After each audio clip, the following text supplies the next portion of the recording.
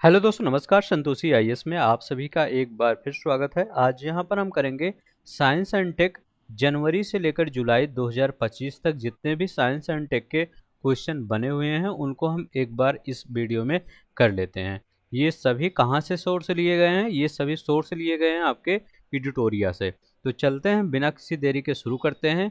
जिन लोगों का पेपर चाहे यूपी ट्रिपल एससी होगा, चाहे बीपीएससी होगा या कोई अदर एग्जाम होगा जहाँ पर करंट अफेयर पूछा जाता है, वहाँ के लिए ये वीडियो बहुत इंपॉर्टेंट होने वाला है। तो चलते हैं, बिना किसी देरी के शुरू करते हैं। अगर अच्छा लगेगा तो प्लीज़ आप लाइक शेयर सब्सक्राइब जरूर करिएगा, ठीक है। तो चलते हैं, पहला क्वेश्चन हम देखते हैं। पहला क्वेश्चन हमारा क्या कह रहा है? पहला क्वेश्चन कह रहा है, हिंदुस्तान शिपयार्ड लिमिटेड द्वारा भारतीय नौसेना के लिए विकसित पहला घरेलू रूप से डिजाइन और निर्मित डाइविंग सपोर्ट वेसल्स, गोताखोरी सहायता पोत जिसको कहते हैं हिंदी में, कौन सा है? ठीक है, built diving support vessel, DSV जिसको बोलते हैं, वो कह रहे हैं वो कौन सा है ये बताना है। तो वो उसका नाम क्या है? तो उसका नाम है निस्तार। याद रख लेंगे, उसका नाम क्या है? निस्तार। हम नेक्स्ट देखते हैं, हमारा इसका एक्सप्लेनेशन भी आपको दिया गया है इसी में आपके क्वेश्चन आंसर में। तो आप क्वेश्चन आंसर में एक्सप्लेनेशन देखेंगे तो आपको थोड़ा सा ज़्यादा फैक्ट के बारे में नॉलेज होगा। यहाँ पर क्या कहा गया है? निस्तार भारत का पहला स्वदेशी डाइविंग सपोर्ट वेसल है जिसे हिंदुस्तान शिपयार्ड लिमिटेड, याद रख लेंगे क्या बोल रहा है यहाँ पर, हिंदुस्तान शिपयार्ड लिमिटेड ने विकसित किया है। यह नौसैनिक गोताखोर है, अभियानों के लिए सहयोग प्रदान करेगा। मतलब क्या है? ये नौसैनिक गोताखोर है जो कोई भी अभियान होगा उसके लिए एक सहयोग प्रदान करेगा। अब हमारा क्वेश्चन नेक्स्ट वाला देखते हैं। कह रहे हैं 9 जुलाई 2025 को धौलपुर विज्ञान केंद्र का उद्घाटन किसने किया? धौलपुर विज्ञान केंद्र का उद्घाटन किसने किया ये बताना है। Who inaugurated the Dholpur science centre on the 9 जुलाई 2025। इसका पीडीएफ आपको नीचे टेलीग्राम का लिंक दिया गया है, वहां से आप फ्री ऑफ कॉस्ट डाउनलोड कर सकते हैं। तो यहाँ पर किसने किया है ये आपको बताना है। तो यहाँ पर किसने किया है? विज्ञान और प्रौद्योगिकी मंत्री ने, साइंस एंड टेक मिनिस्टर ने इसको किया है। अब देखिए यहाँ पर जो साइंस एंड टेक मिनिस्टर हैं, धौलपुर विज्ञान केंद्र का उद्घाटन विज्ञान और प्रौद्योगिकी मंत्री ने किया है। इसका उद्देश्य क्या है? बच्चों और युवाओं में नवाचार और वैज्ञानिक सोच को प्रोत्साहित करना। तो बच्चों और युवाओं में क्या करना? नवाचार और वैज्ञानिक सोच को प्रोत्साहित करना इसका मेन उद्देश्य है। नेक्स्ट क्वेश्चन हम देखते हैं, हमारा नेक्स्ट क्वेश्चन क्या कह रहा है? हमारा नेक्स्ट क्वेश्चन क्या रहा है कि भारत का पहला अश्व रोग मुक्त compartment, equine disease free compartment EDFC कहां पर स्थापित किया गया? Where has the India first equine disease free compartment EDFC been stabilize, कहां पर स्टेबलाइज किया गया है ये आपको बताना है। तो ये कहां पर स्टेबलाइज किया गया है? पहले आप आंसर देखिए, मतलब ऑप्शन देखिए। पूरे मेरठ छावनी, तो ये तो दिख ही गया आपको, मेरठ छावनी में। विश्व पशु स्वास्थ्य संगठन ने, किसको क्या बोला जाता है? WOAH बोला जाता है, विश्व पशु स्वास्थ्य संगठन द्वारा भारत का पहला अश्व रोग मुक्त कंपार्टमेंट मेरठ छावनी में remount veterinary corps RBC centre एवं कॉलेज में स्थापित किया गया है, ये बताना है आपको, ठीक है। याद रखेंगे कहां पर? मेरठ छावनी में, ठीक है। नेक्स्ट देखते हैं हमारा क्या कह रहा है। हमारा कह रहा है कि जुलाई 2025 में भारतीय नौसेना में शामिल रूस निर्मित स्टील्थ युद्धपोत का क्या नाम है? मतलब ये कह रहे हैं कि जो भारतीय नौसेना में किसके द्वारा निर्मित किया गया है? ये रूस के द्वारा निर्मित किया गया है स्टील्थ युद्धपोत, ठीक है। तो क्या है? स्टील्थ वारशिप, ठीक है। वो क्या है, उसका नाम क्या है ये बताना है। तो उसका नाम क्या है? आईएनएस तमाल उसका नाम है। याद रख लेंगे क्या नाम है उसका? आईएनएस तमाल उसका नाम है, ठीक है। नेक्स्ट देखते हैं हमारा क्या कर रहा है, इसका देखते हैं। आईएनएस तमाल रूस निर्मित दूसरा फ्रिगेट है जिसे जुलाई 2025 में भारतीय नौसेना में शामिल किया गया। यह आईएनएस तुसील के बाद श्रृंखला का दूसरा युद्धपोत है। कौन सा? आईएनएस तुसील के बाद श्रृंखला का दूसरा युद्धपोत है, ये याद रख लेंगे।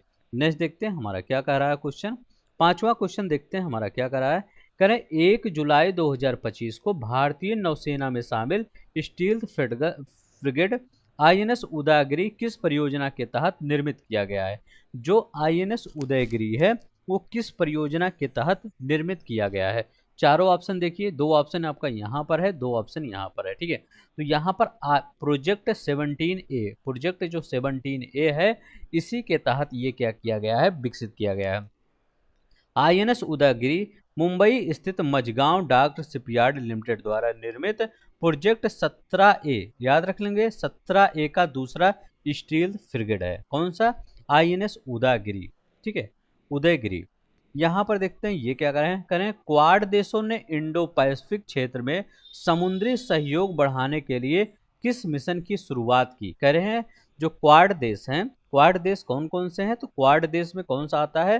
तो क्वाड देश में ऑस्ट्रेलिया आता है, क्वाड देश में जापान आता है, क्वाड देश में यूएसए आता है, क्वाड देश में इंडिया आता है। तो ये क्या बन गया, मिलके बन जाता है, ये क्वाड कंट्री बन जाता है।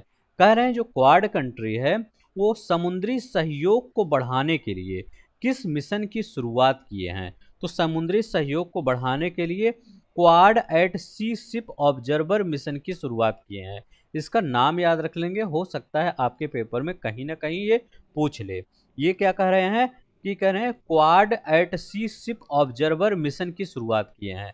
क्वाड देश भारत हुआ, अमेरिका हुआ, जापान हुआ और ऑस्ट्रेलिया हुआ ने क्वाड एट सी शिप ऑब्जर्वर मिशन की शुरुआत की है, जिसमें तटरक्षक बलों की साझा समुद्री तैनाती होगी। ठीक है, नेक्स्ट देखते हैं हमारा क्या कर रहा है। नेक्स्ट हमारा कर रहा है नई दिल्ली में Phenome India national bio bank का उद्घाटन किसने किया? नई दिल्ली में कर रहे हैं जो फिनोम इंडिया बायो बैंक है उसका उद्घाटन किसने किया ये बताना है। तो उसका उद्घाटन किसने किया? डॉक्टर जितेंद्र सिंह, केंद्रीय राज्य मंत्री विज्ञान और प्रौद्योगिकी। डॉक्टर जितेंद्र कुल एमओएस हैं, ये साइंस एंड टेक्नोलॉजी के, इन्होंने किया है नई दिल्ली में Phenome India national bio bank. Doctor Jitendra Singh ने Phenome India national bio bank का उद्घाटन किया है। यह भारत में पर्सनलाइज मेडिसिन, व्यक्तिगत उपचार और आत्मनिर्भर बनाने में सहायक होगा। ठीक है, नेक्स्ट देखते हैं हमारा क्या कह रहा है। हमारा यहाँ पर कह रहा है कि देश का पहला राज्य जिसने क्षय रोग, जो टीबी आप बोलते हैं, ठीक है, ट्यूबरक्लोसिस बोलते हैं जिसको, ठीक है, तो कह रहे हैं देश का पहला राज्य जो ट्यूबरक्लोसिस से पीड़ित वयस्कों की मृत्यु की आशंका का पूर्वानुमान लगाने के लिए एक एआई मॉडल तैयार किया है। क्या तैयार किया है? एक एआई मॉडल तैयार किया है, ठीक है, एआई मॉडल विकसित किया है। वह कौन सा है, उसका नाम क्या है? ठीक है, देश का पहला राज्य कौन सा है? तो वो देश का पहला राज्य आपका तमिलनाडु है, नीचे आपको दिया ही गया है, देखिए, ठीक है। तमिलनाडु में ने एआई आधारित मॉडल तैयार किया है जो टीबी रोगियों की स्वास्थ्य की स्थिति का आकलन कर सकता है और मृत्यु की संभावना का पूर्वानुमान भी लगा सकता है। तो याद रख लेंगे, अगर वो बता देगा कि यहाँ पर इस कितने स्टेज तक ये पहुंच चुका है टीबी, अब बचने का चांस है कि बचने का चांस नहीं है। ठीक है, तो चलते हैं, अब हम नेक्स्ट देखते हैं हमारा क्या कर रहा है। ठीक है, नेक्स्ट देखते हैं हमारा करें 3 जुलाई 2025 को इसरो ने किस मिशन से संबंधित service module population propulsion system का सफल परीक्षण किया है? तो ये बताइए किसका सफल परीक्षण किया है, उसका नाम क्या है? तो उसका नाम क्या है? उसका नाम गगनयान है। तो याद रख लेंगे क्या है, गगनयान है। किस मिशन से संबंधित प्रोपल्शन का सफल परीक्षण किया है? गगनयान मिशन से संबंधित। अब देखते हैं यहाँ पर क्या है। इसरो ने गगनयान मिशन के तहत सर्विस मॉड्यूल प्रोपल्शन सिस्टम के तहत 2 सफल हॉट टेस्ट किए हैं। यह मानव युक्त अंतरिक्ष उड़ान की तैयारी में एक अहम कदम साबित होगा। ठीक है, नेक्स्ट देखते हैं हमारा क्या कह रहा है। हमारा कह रहा है ये क्वेश्चन बताइए, कह रहे हैं वैज्ञानिकों ने 1.8 करोड़ साल पुराने स्तनधारियों के दांतों से अब तक के सबसे पुराने प्रोटीन अंश कहाँ खोजे हैं? मतलब जो 1.8 करोड़ साल पुराने स्तनधारी थे उनके दांतों से क्या किया गया है, सबसे पुराने प्रोटीन खोजा गया है। जो प्रोटीन होता है उसमें सबसे पुराना प्रोटीन खोजा गया है। वो कहाँ पर खोजा गया है ये बताना है यहाँ पर। तो वहाँ कहाँ पर खोजा गया है? केन्या का तुर्काना बेसिन में खोजा गया। तुर्काना बेसिन कहाँ पर है? केन्या में है, यहीं पर ये खोजा गया है। नेक्स्ट देखते हैं हमारा क्या कह रहा है। हमारा कार्य देखिए लिखा है, वैज्ञानिकों ने तुर्काना बेसिन केन्या में 1.8 करोड़ साल पुराने स्तनधारियों के जीवाश्म दांतों के से प्रोटीन अंश खोजे हैं जो अब तक के सबसे पुराने हैं। ठीक है, नेक्स्ट देखते हैं हमारा क्या करा है। करें, नासा द्वारा अंतरिक्ष यात्री अनिल मेनन को किस मिशन के लिए नियुक्त किया गया।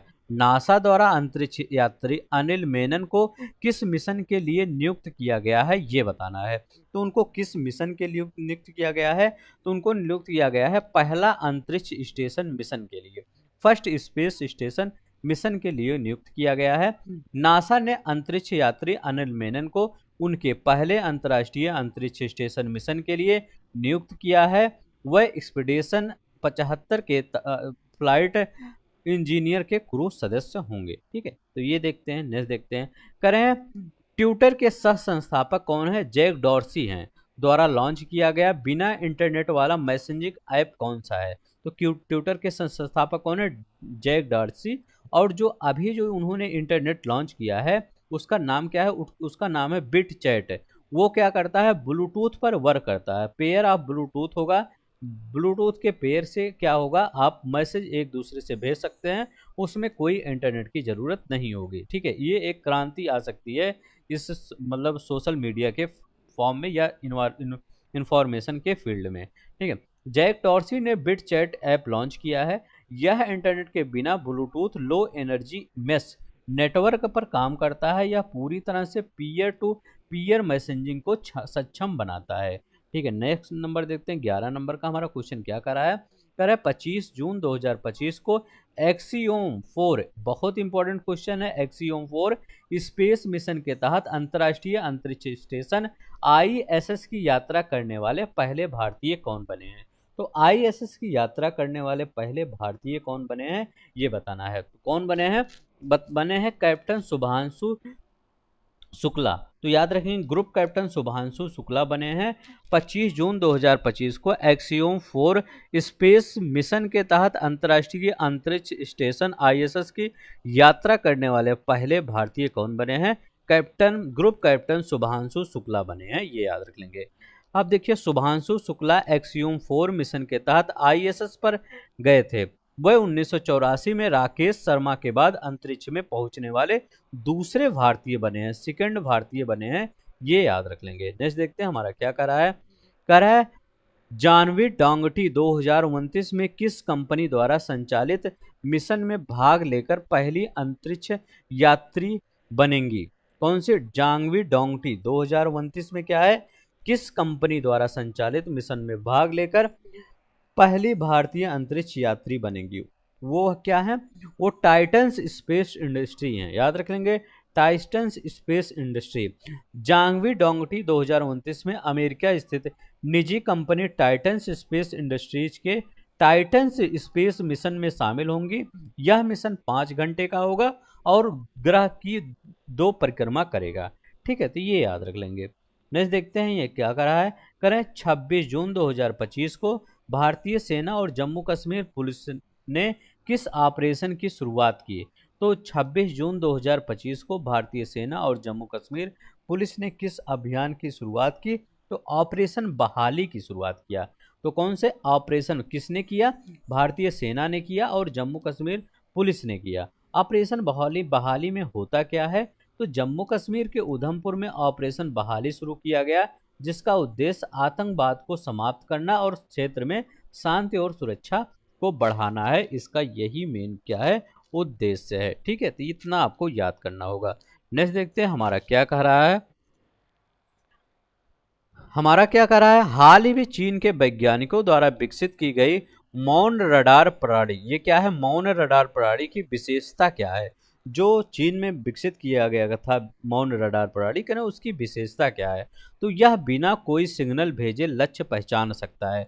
तो मौन यहाँ लिखा गया, मौन से ही याद रखिए, जैसे हम सब कहते हैं नहीं, मौन, जिसको साइलेंट रडार सिस्टम, देखिए इंग्लिश में तो आप समझ जाएंगे, हिंदी में भी अगर मौन कोई व्रत रहता है तो मतलब मौन रहता है, मौन व्रत नहीं मतलब मौन रहता है, इसका मतलब क्या होता है, वो कुछ बोल नहीं रहा है, मतलब अपना सिग्नल नहीं दे रहा है। उसी तरह ये भी है, ये बिना कोई सिग्नल भेजे लक्ष्य को क्या कर सकता है, ये पहचान सकता है। It can detect target without emitting signals. ठीक है, तो ये याद रख लेंगे। नेक्स्ट देखते हैं हमारा क्या कर रहा है। यह बिना कोई सिग्नल भेजे लक्ष्य पहचान सकता है। It can detect target without emitting signals. ठीक है, ये याद रख लेंगे। चीन की यह रडार प्रणाली बिना कोई रेडियो सिग्नल भेजे अपने लक्ष्य का पता लगा सकती है और खुद को पूरी तरह से छुपा कर रख सकती है, जिसे साइलेंट रडार कहते हैं। तो ये याद रख लेंगे। ऐसा पूछ सकता है कि साइलेंट रडार किसने विकसित किया है, तो आपको बताना होगा साइलेंट रडार किसने विकसित किया है। चाइना ने विकसित किया है, ये याद रखेंगे। चाइना ही ये सब कर सकता है। ये देखिए, भारत सरकार ने दूरसंचार विभाग ने एलन मस्क की किस कंपनी को भारत में सैटेलाइट आधारित इंटरनेट सेवा प्रदान करने की जो अनुमति दी। तो कह रहे हैं वो एलन मस्क की कौन सी कंपनी है जो भारत में क्या करेगी, ऐसे सैटेलाइट रहेंगे, सैटेलाइट, और जो भारत है इसी भारत पर क्या है, सैटेलाइट से इंटरनेट प्रोवाइड किया जाएगा। तो इससे किसको प्रॉब्लम होगी, इससे जो दूरसंचार कंपनियां भारत में हैं, चाहे वो एयरटेल हुआ, चाहे वो वोडाफोन हुआ, चाहे वो जियो हुआ, इन सबको प्रॉब्लम हो सकती है।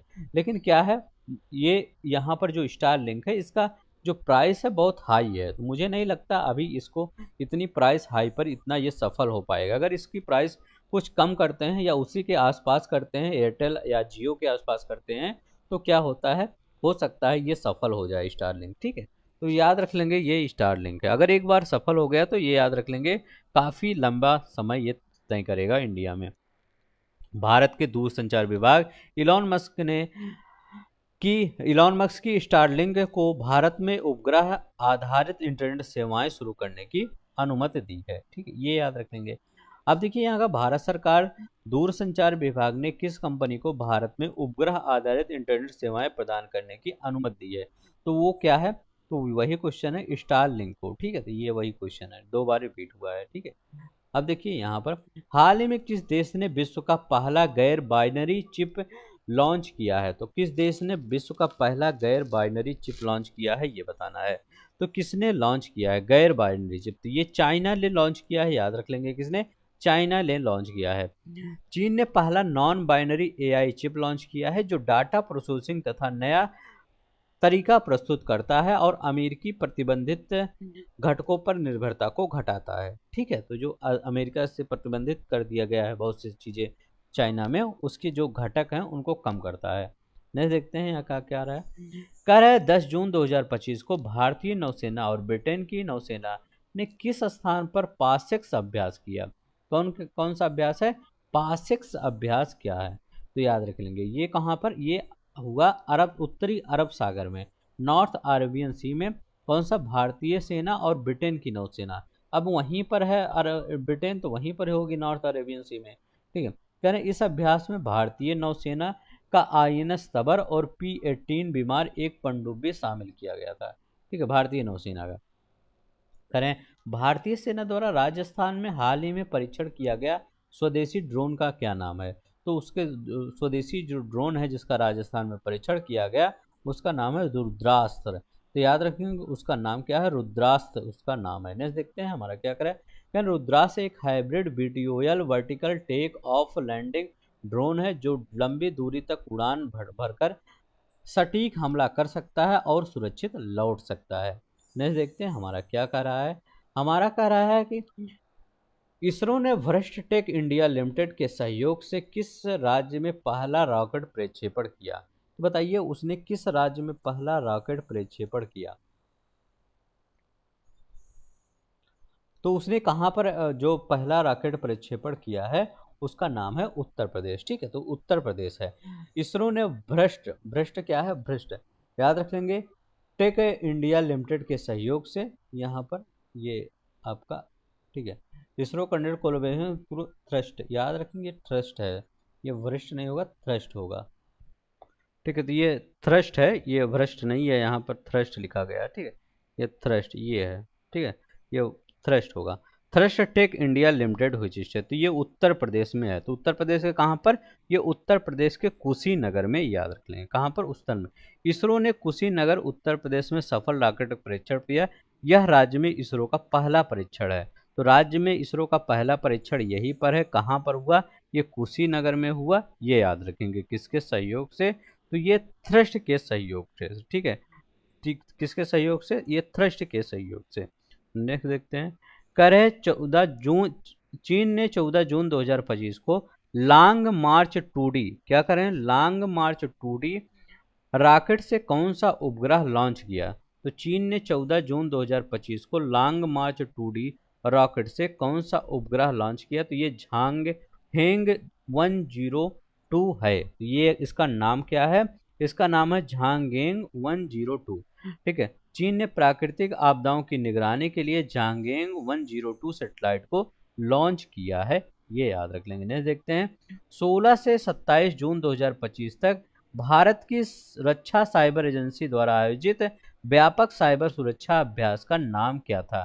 तो कहें व्यापक सुरक्षा अभियान का नाम क्या था, उसको बताना है। तो उसका नाम क्या है? साइबर सुरक्षा 2025 नाम है। ठीक है, तो साइबर सुरक्षा 2025, यह अभ्यास, ये सी वाला आंसर आपका सही है। यह अभ्यास उद्देश्य वैश्विक स्तर पर साइबर रेजिलियंस, साइबर लचीलापन को बढ़ाना है और साइबर खतरों का मुकाबला करना है। यहाँ कह रहे हैं कि हाल ही में नौसेना में शामिल anti submarine warfare shallow watercraft का नाम क्या है? तो INS अर्नाला नाम है उसका। याद रखें, कहाँ पर?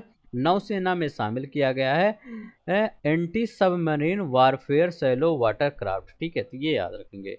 नेक्स्ट देखते हैं हमारा क्या करा है। भारतीय नौसेना ने विशाखापट्टनम में anti submarine warfare shallow watercraft INS Arnala को शामिल किया, जो दुश्मन पनडुब्बियों को पता लगाने और उन्हें नष्ट करने में क्या होगा? वो सक्षम होगा। ठीक है, नेक्स्ट देखते हैं हमारा क्या कह रहा है।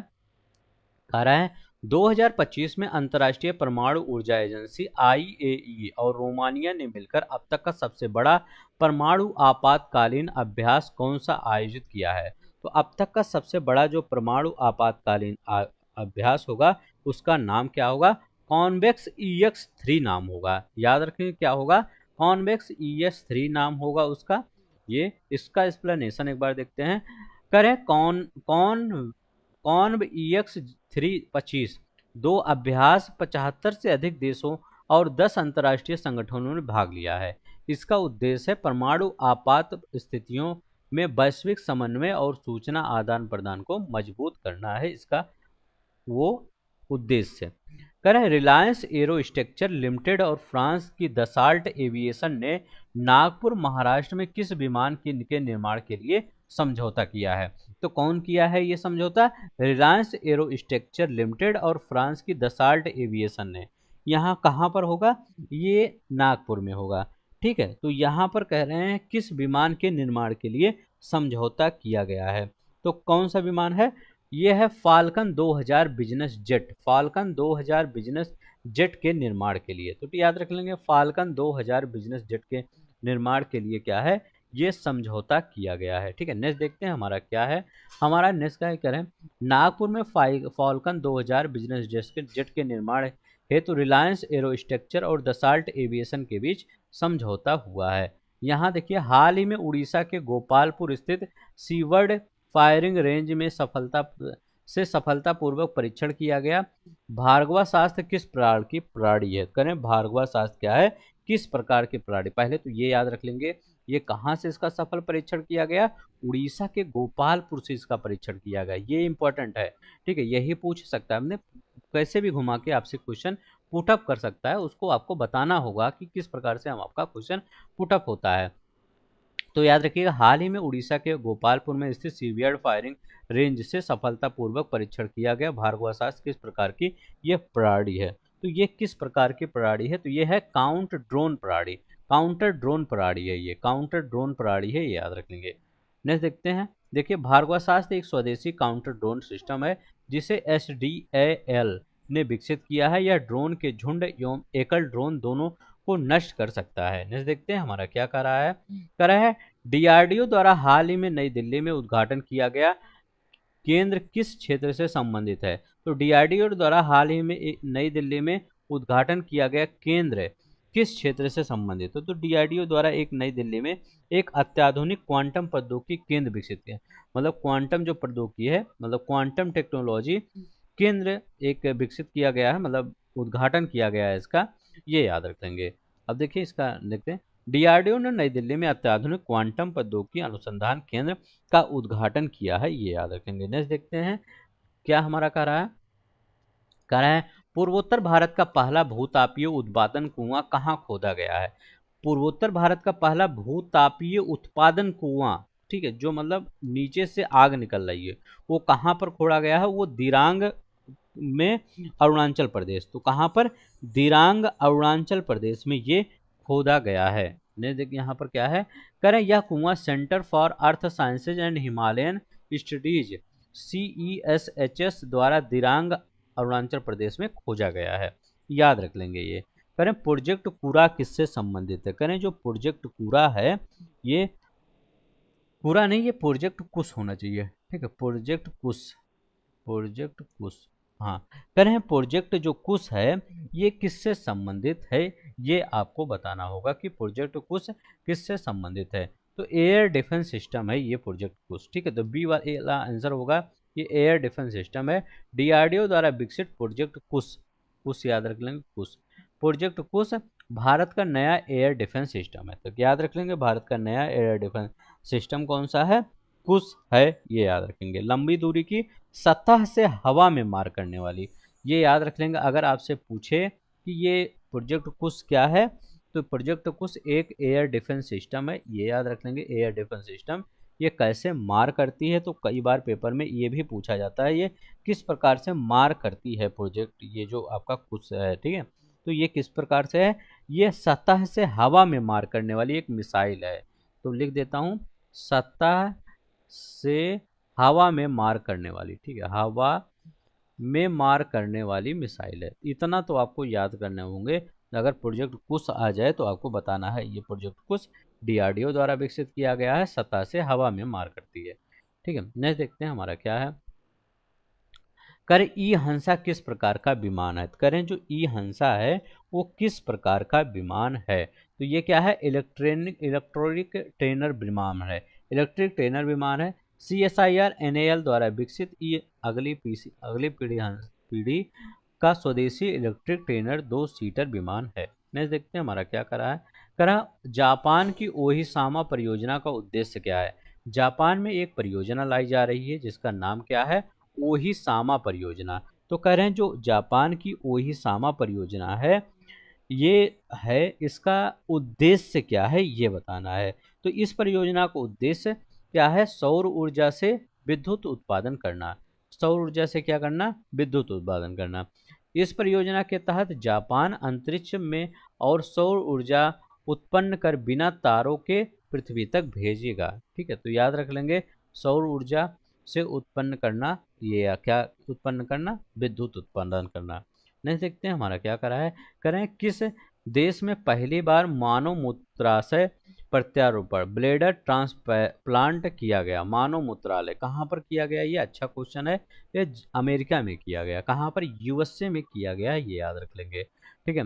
दक्षिण कैलिफोर्निया USA में सर्जनों की टीम ने पहली बार मानव मूत्राशय का प्रत्यारोपण किया, किसका, मानव मूत्राशय। दक्षिण कैलिफोर्निया USA में सर्जनों की टीम ने पहली बार मानव मूत्राशय का प्रत्यारोपण किया है, ये याद रखेंगे। नेक्स्ट देखते हैं हमारा क्या करा है, करें नरेंद्र मोदी ने डीआरडीओ के नए मिसाइल परीक्षण रेंज की आधारशिला कहाँ रखी है। तो ये डीआरडीओ ने रखी है क्या, नए मिसाइल प्रशिक्षण केंद्र की आधारशिला, प्रशिक्षण रेंज की आधारशिला को नागयालंका आंध्र प्रदेश में रखी है। तो याद रखेंगे डीआरडीओ का नया मिसाइल परीक्षण रेंज नागयालंका आंध्र प्रदेश में स्थापित होगा, कहाँ पर, नागयालंका आंध्र प्रदेश में, यहाँ पर। देखते हैं हमारा क्या क्वेश्चन कह रहा है कि यहाँ पे करें डीआरडीओ द्वारा हाल ही में विकसित नैनोपोरस, क्या करें, नैनोपोरस बहुस्तरीय पॉलीमेरिक झिल्ली का उपयोग किस उद्देश्य से किया जाएगा। तो करें ये जो किस उद्देश्य से किया जाएगा, कौन सा उसका लक्ष्य होगा जिसके लिए ये उपयोग किया जाएगा, क्या है, डीआरडीओ द्वारा विकसित नैनोपोरस बहुस्तरीय पॉलीमेरिक, ठीक है, तो ये बताना है किस उद्देश्य से ये किया जाएगा। तो इसका उपयोग यहाँ पर लिखा गया है समुद्री जल विलवणीकरण, मतलब डिसैलिनाइजेशन ऑफ सी वाटर के लिए किया जाए, समुद्री जल का विलवणीकरण। यहाँ पर डीआरडीओ ने यह झिल्ली भारतीय तटरक्षक बल के जहाजों में समुद्री जल विलुवीकरण हेतु विकसित की है। नेक्स्ट देखते हैं हमारा क्या कह रहा है। करें अमेजन का प्रोजेक्ट कुड़पर किससे संबंधित है। तो अमेजन का प्रोजेक्ट कुड़पर जो है ये किससे संबंधित है, ये कुइपर, ठीक है, कुइपर, यहाँ कुइपर लिखा गया है, ठीक है, तो कुइपर ही इंग्लिश वाला सही लिखा गया है, ठीक है। तो अमेजन का जो प्रोजेक्ट कुइपर है ये कह रहे हैं ये किससे संबंधित है। तो यहाँ पर देखते हैं ई कॉमर्स विस्तार, उपग्रह आधारित ब्रॉडबैंड इंटरनेट या क्लाउड कंप्यूटिंग, ब्लॉकचेन। तो ये उपग्रह आधारित ब्रॉडबैंड इंटरनेट से संबंधित है ये प्रोजेक्ट कुइपर। याद कुइपर के तहत अमेजॉन 3236, याद रखें 3236, क्या करें 3236 उपग्रहों की तैनाती कर दूर दराज के क्षेत्रों में इंटरनेट उपलब्ध कराएगा। तो जहां पर इंटरनेट की सुविधा नहीं है वहां पर 3236 जो ये सैटेलाइट है इनकी मदद से क्या करेगा, ये इंटरनेट उपलब्ध कराएगा। कह रहे हैं यहाँ पर हम कुइपर के तहत अमेजन ने हाल ही में कितने उपग्रहों का पहला बैच लॉन्च किया है। तो कितने उपग्रहों का पहला बैच लॉन्च किया है, तो 27 उपग्रहों का अभी पहला बैच लॉन्च किया है, ठीक है, तो ये याद रख लेंगे, ठीक है। अब यहाँ पर देखते हैं अमेजन ने 27 उपग्रहों का पहला बैच इंटरनेट के लिए लॉन्च किया है। नेक्स्ट देखते हैं हमारा क्या कर रहा है। कह रहे हैं 12वां वैश्विक अंतरिक्ष अन्वेषण सम्मेलन GLEX 2025 का आयोजन किया गया। तो GLEX का 2025 का आयोजन कहाँ किया गया, तो ये नई दिल्ली भारत में किया गया। GLEX 12वां GLEX, ठीक है, ये क्या है 2025 सम्मेलन का भारत की राजधानी नई दिल्ली में किया गया। ग्लोबल स्पेस एक्सप्लोरेशन कॉन्फ्रेंस जिसको बोला जाता है। तो 12वां ग्लोबल स्पेस एक्सप्लोरेशन कॉन्फ्रेंस का आयोजन कहाँ पर आयोजित किया गया, तो ये 2025 का ये नई दिल्ली में किया गया 12वां। नेक्स्ट देखते हैं हमारा क्या करा है। हमारा करा है ग्लोबल विंड सपोर्ट 2025 किस संस्था द्वारा जारी किया गया है। Global wind report, sorry, global wind report 2025 किस संस्था द्वारा जारी की गई है। तो ये किस संस्था द्वारा जारी किया गया है, तो ये जारी किया गया है global wind energy counselling GWES के द्वारा। Global wind energy counselling GWES द्वारा हर वर्ष वैश्विक पवन ऊर्जा पर रिपोर्ट जारी करता है, ठीक है। 2025 में रिपोर्ट में कहा गया कि 2024 में 117 गीगावाट की क्षमता जुड़ी, ठीक है, तो ये याद रखना है। नेक्स्ट नेक्स्ट देखते हैं ग्लोबल विंड रिपोर्ट के बाद 117 गीगावाट की क्या हुआ क्षमता, क्या हुआ है, जुड़ा है, ठीक है। करें वर्ष 2024 में वैश्विक पवन ऊर्जा क्षमता वृद्धि में सबसे बड़ा योगदान किस देश का रहा है। कहीं मतलब कह रहे हैं कि सबसे बड़ा जो पवन ऊर्जा में वृद्धि हुआ है उसमें सबसे बड़ा योगदान किसका रहा है। तो सबसे बड़ा योगदान इसमें चाइना का रहा है। तो याद रख लेंगे किसका रहा है, चाइना का। चीन ने वैश्विक पवन ऊर्जा में वृद्धि 70% योगदान दिया, जो क्या है शीर्ष पर है। तो पवन ऊर्जा बाजार में सबसे बड़ा योगदान किसका है, तो पवन ऊर्जा बाजार में सबसे बड़ा योगदान चीन का है। तो चीन के बाद किसका नंबर आता है, तो चीन के बाद यूएसए का नंबर आता है। यूएसए के बाद किसका नंबर आता है, यूएसए के बाद ब्राजील का नंबर आता है। याद रख लेंगे क्या है, यूएसए के बाद ब्राजील का, ब्राजील के बाद क्या है भारत का नंबर आता है। तो मतलब पहले स्थान पर आपका तो चाइना हो ही गया, दूसरे स्थान पर यूएसए, तीसरे स्थान पर क्या हुआ गया ब्राजील है, चौथे स्थान पर क्या है, तो चौथे स्थान पर भारत है। किसमें है, ये पवन ऊर्जा जो ग्लोबल विंड रिपोर्ट है। देखिए हर रिपोर्ट अलग कुछ कहती है, लेकिन जो ग्लोबल विंड रिपोर्ट है इसका जो डाटा है उसका यही डाटा है, लेटेस्ट डाटा है, तो ये याद रखिएंगे, ठीक है। पहले पवन ऊर्जा में कह रहे हैं किसका शीर्ष योगदान है, चाइना का, फिर यूएसए का, फिर ब्राजील का, फिर भारत का, ठीक है। नेक्स्ट देखते हैं क्या करा है। करा है मई 2025 में भारतीय नौसेना ने और मालदीव रक्षा बल के बीच HADR अभ्यास कहां पर आयोजित किया गया।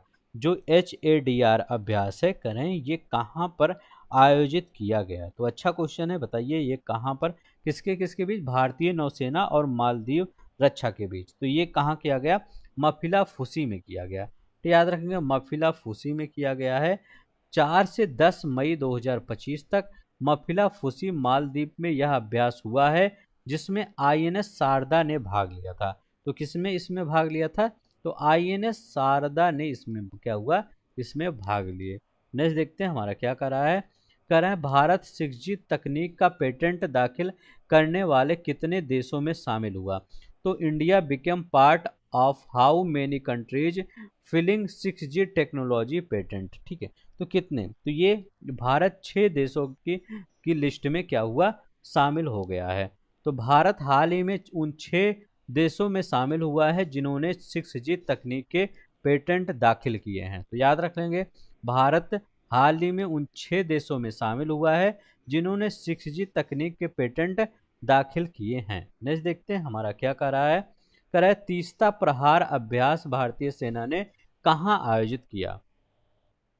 तो ये पश्चिम बंगाल में आयोजित हुआ। अब तीस्ता प्रहार जो अभ्यास है इसके बारे में देखते हैं। यह अभ्यास पश्चिम बंगाल के तीस्ता फील्ड फायरिंग रेंज में आयोजित किया गया।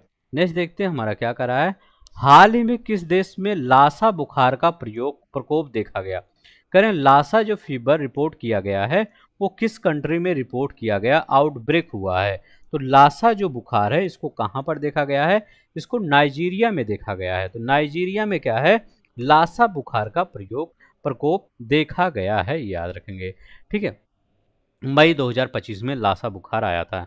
कह रहे हैं चीन किस मिशन के तहत क्षुद्र ग्रहों से नमूना लेने की योजना बना रहा है? मतलब जो छोटे छोटे क्षुद्र ग्रह क्या हैं, ये घूमते रहते हैं स्पेस में, उनसे क्या है, छोटा छोटा क्या है, नमूना ले रहा है। कौन ले रहा है? ये चाइना ले रहा है। कह रहे हैं वो चाइना जो नमूना ले रहा है वो कह रहे हैं किस मिशन के तहत ये नमूना लिया जा रहा है? तो कौन सा मिशन है? तियानवेन-2 मिशन है। कौन सा मिशन है? तियानवे-2 प्रोब मिशन है। इसी के तहत क्या है, नमूना ले रहा है। चीन का तियानवेन-2 प्रोब मिशन क्षुद्र ग्रहों से नमूना लेने हेतु लॉन्च किया जाएगा। नेक्स्ट देखते हैं हमारा क्या कर रहा है। कह रहे हैं परंपरागत रूप से बने जहाज INSV कौंडिल को किसने शामिल किया है? तो परंपरागत रूप से बने जहाज INSV कौंडिल को किसने शामिल किया है, ये बताना है। तो INSV कौंडिल को किसने शामिल किया है? तो इसने भारतीय नौसेना ने शामिल किया है। किसने शामिल किया है? भारतीय नौसेना ने शामिल किया है। ठीक है, देखते हैं। INS कौंडिल को पारंपरिक जिले सिले जहाज पद्धति से बनाया गया है। जो पारंपरिक सिले जाता है उसी से इसे भारतीय नौसेना में शामिल किया गया है। नेक्स्ट देखते हैं। कह रहे हैं इसरो का PSLV मिशन 2025 में विफल रहा। इसरो का कौन सा PSLV मिशन था जो 2025 में विफल रहा है, वो बताना है। तो कौन सा मिशन था? 61। PSLV C61 मिशन जो है वो 2025 में विफल रहा। इसरो का 101वां मिशन PSLV C61 विफल रहा। यह इसरो की तीसरी बड़ी विफलता है। तो कौन सा? PSLV C61। तो याद रखेंगे PSLV C61 क्या हुआ, विफल रहा है। यहां नेक्स्ट देखते हैं हमारा क्या कह रहा है। करें भारतीय सेना ने पंचशूल पल्स नाम से अपना पहला FM रेडियो कहाँ लॉन्च किया है? तो ये पिथौरागढ़ उत्तराखंड में लॉन्च किया है।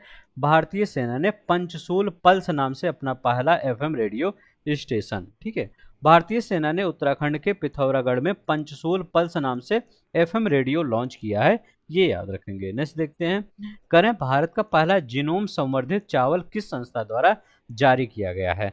तो भारत का पहला जीनोम संवर्धित चावल किसके द्वारा जारी किया गया है? तो ICAR के द्वारा जारी किया गया है। ICAR के द्वारा जारी किया गया है, ये याद रख लेंगे। ICAR ने पहली बार जीनोम संवर्धित चावल की 2 किस्में जारी की है।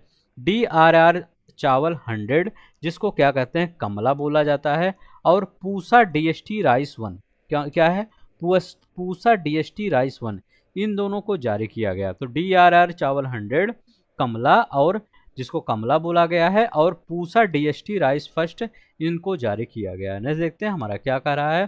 कह रहा है कि एक मिनट, कह रहा है यहाँ पर महिलाओं को सशक्त बनाने के लिए विज्ञान और प्रौद्योगिकी विभाग ने कौन सी पहल शुरू की है? तो महिलाओं को सशक्त बनाने के लिए विज्ञान और प्रौद्योगिकी विभाग ने science and technology for women empowerment के लिए तो एआई किरण नामक ऐप लॉन्च किया है। ठीक है, तो ये याद रख लेंगे। AI Kiran knowledge innovation and research advancement through nurturing. याद रखेंगे, पहल का उद्देश्य महिलाओं को विज्ञान और प्रौद्योगिकी में सशक्त बनाना है। हाल ही में डीआरडीओ ने किस संस्थान से स्ट्रेटोस्फेरिक एयरशिप प्लेटफॉर्म का सफल परीक्षण किया है? तो डीआरडीओ ने कहाँ से किया है इसका सफल परीक्षण? तो बताइए डीआरडीओ ने इसका क्या है सफल परीक्षण कहाँ किया है? तो श्योरपुर मध्य प्रदेश से किया है। तो डीआरडीओ ने किस स्थान से स्ट्रेटोस्फेरिक एयरशिप प्लेटफॉर्म का सफल परीक्षण किया है? श्योरपुर मध्य प्रदेश से। ठीक है, 3 मई 2025 को डीआरडीओ ने श्योरपुर परीक्षण स्थल मध्य प्रदेश से यह परीक्षण किया है। यह प्लेटफॉर्म निगरानी, संचार और सामरिक कार्यों के लिए उपयोगी होगी। ठीक है, नेक्स्ट देखते हैं हमारा क्या कर रहा है। इसरो ने हाल ही में किस इंजन का अल्पकालिक तापीय परीक्षण हॉट फायर टेस्ट महेंद्रगिरी में सफलतापूर्वक किया? तो हॉट फायर टेस्ट सफल महेंद्रगिरी में किया है। ये करें कहाँ, किस इंजन का अल्पकालिक किया है? ठीक है, तो ये बताना है वो कौन सा इंजन है। ठीक है, तो ये ऑप्शन देखते हैं हमारा क्या ऑप्शन करा है। ये है क्रायोजेनिक, सेमी क्रायोजेनिक, हाइपर, ये है सेमी क्रायोजेनिक। ठीक है, तो याद रखेंगे क्या है, इसरो ने अपने इसरो प्रणोदक परिसर आईपीआरसी महेंद्रगिरी में सेमी क्रायोजेनिक इंजन का सफल हॉट फायर टेस्ट किया है। यह इंजन भविष्य के हैवी लिफ्ट इंजन वाहनों के लिए क्या होगा, ये महत्वपूर्ण होगा। अब देखिए यहाँ पर आईटीआर नाभिकीय संलयन परियोजना में हाल ही में किस प्रणाली का निर्माण पूरा हुआ है? आईटीआर नाभिकीय संलयन परियोजना में किस प्रणाली का निर्माण पूरा हुआ है, ये बताना है। तो मुख्य मैग्नेट सिस्टम का निर्माण क्या हुआ है, पूरा हुआ है। तो मुख्य मैग्नेट जो सिस्टम होता है इसका, यहाँ पर मैग्नेट होगा, मैग्नेट नहीं मैग्नेट। तो मुख्य मैग्नेट सिस्टम का क्या हुआ है, निर्माण पूरा हुआ है। ठीक है, नेक्स्ट देखते हैं हम। आईटीआर परियोजना के लिए मुख्य मैग्नेट सिस्टम का निर्माण पूरा हुआ है। भारत में इसमें क्रायोस्टेट कूलिंग सिस्टम और हीटिंग टेक्नोलॉजी जैसी अवसंरचना प्रदान की है। या भविष्य की क्लीन एनर्जी स्रोत के लिए एक अहम होगा। कह रहे हैं गगनयान मानव अंतरिक्ष उड़ान कार्यक्रम का लक्ष्य पहला मानवयुक्त मिशन कब तक पूरा करना है? तो गगनयान मानव अंतरिक्ष उड़ान कार्यक्रम का लक्ष्य पहला मानवयुक्त मिशन कब तक पूरा करना है, ये बताना है। तो ये कब तक पूरा करना है, तो ये जो अंतिम जो चरण में प्रवेश किया जाएगा ये 2027 तक। ठीक है, तो गगनयान कार्यक्रम के अंतिम चरण में इसका लक्ष्य 2027 तक पहला मानवयुक्त मिशन लॉन्च करना है। यह 2035 तक अंतरिक्ष स्टेशन और 2040 तक चंद्र मिशन की दिशा में मार्ग प्रशस्त करेगा। तो 2040 तक चंद्र मिशन पर मानवयुक्त, 2035 तक अंतरिक्ष स्टेशन भारत का बनेगा। और 2000 लक्ष्य क्या है, गगनयान अपने कार्यक्रम के अंतिम में 2027 तक पहला मानवयुक्त मिशन लॉन्च करेगा। ठीक है, गगनयान के तहत 2027 में, ये याद रख देंगे। सर्वम एआई ने हाल ही में कौन सा उन्नत टेक्स्ट टू स्पीच मॉडल पेश किया है? किसने किया है? ये किया है सर्वम एआई ने। ठीक है, तो क्या है उसका नाम, क्या है, बुलबुल B2। याद रख लें क्या है बुलबुल B2। बुलबुल B2 11 भारतीय भाषाओं का समर्थन करता है। यह इंडिया एआई मिशन के तहत भाषाई पहुंच बढ़ाने में मदद करेगा। तो याद रख लेंगे इंडिया एआई मिशन के तहत भाषाई पहुंच बढ़ाने में क्या करेगा, ये मदद करेगा। नेक्स्ट देखते हैं, करें वैज्ञानिकों ने एशिया के कितने चावल की किस्मों के जीनोम के मुख्य भागों को मिलाकर पहला पैनी जीनोम तैयार किया है? तो बताइए पहला पैनी जीनोम तैयार किया है तो किसने, 144 किस्मों के जीनोम के मुख्य भागों को मिलाकर। तो याद रख लेंगे क्या है, 144। एशिया के 144 चावल के किस्मों के जीनोम को मिलाकर पहला पैनी जीनोम तैयार किया गया है। इससे भविष्य में उच्च उत्पादकता और रोग प्रतिरोधी चावल विकसित करने में क्या होगा, मदद मिलेगा। कह रहे हैं फेस एज एआई उपकरण किस कार्य के लिए उपयोग किया जाता है? करें जो फेज एआई है किस कार्यक्रम के कार्य के लिए ये उपयोग किया जाता है। तो इसका उपयोग क्या है? इसका उपयोग है कमजोरी के पता लगाकर कैंसर के निदान में सुधार करना। ठीक है, तो इसका क्या है? ऑब्जेक्टिव डिटेक्शन ये है आपका ये सेल्फी से जैविक आयु और कमजोरी का अनुमान लगाना। Estimate biological age and fertility from selfies. ठीक है, तो ये याद रखिएगा, सेल्फी से जैविक आयु की कमजोरी का अनुमान लगाना। फेस एस 58,000 चित्रों पर प्रशिक्षित है और कैंसर निदान में सुधार हेतु सेल्फी से उम्र और कमजोरी का पता लगाता है। इतना ये याद रख लेंगे। ठीक है, सेल्फी से ही पता लगाता है। कौन सा लगाता है? Face age AI. ठीक है, तो फेस एज एआई। नेक्स्ट देखते हैं हमारा क्या करें। भारत की मानव युक्त पनडुब्बी परियोजना समुद्रयान के तहत किस नामक पनडुब्बी का उपयोग किया जाएगा? तो भारत की मानव युक्त पनडुब्बी परियोजना समुद्रयान के तहत किस नामक पनडुब्बी का उपयोग किया जाएगा?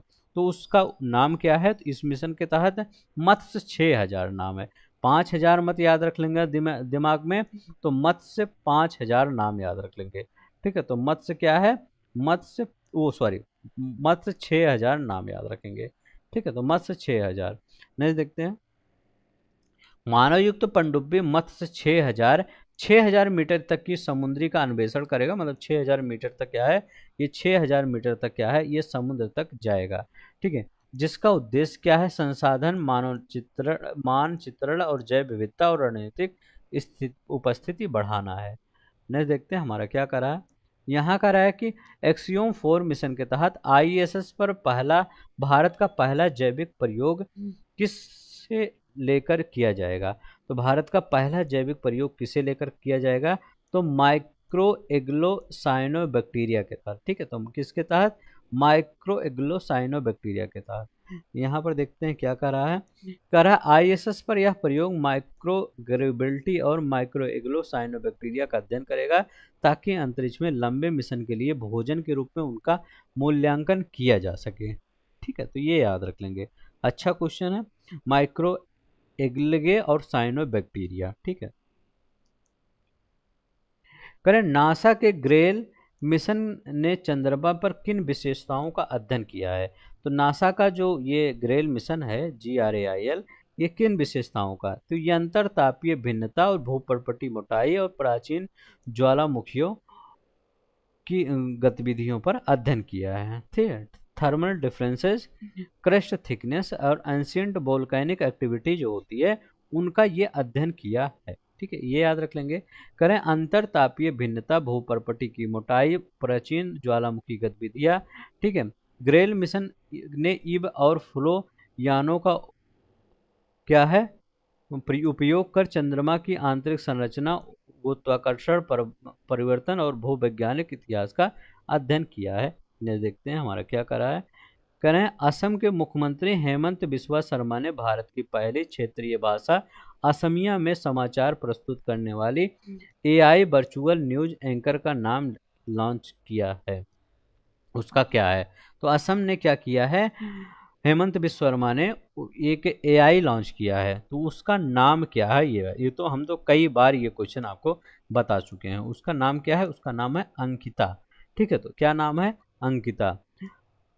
यहाँ पर देखते हैं वर्चुअल न्यूज एंकर अंकिता ने असम कैबिनेट बैठक में पहले प्रस्तुति दी। इसमें डिब्रूगढ़ एयरपोर्ट का नाम भूपेन हजारिका एयरपोर्ट करने और चाय बागानों के मजदूरों के लिए समय आधारित अनुदान की मंजूरी जैसे विषय शामिल हैं। तो न्यूज एंकर अंकिता को किसने लॉन्च किया? असम सरकार ने लॉन्च किया है। असम गवर्नमेंट ने लॉन्च किया है, याद रखेंगे।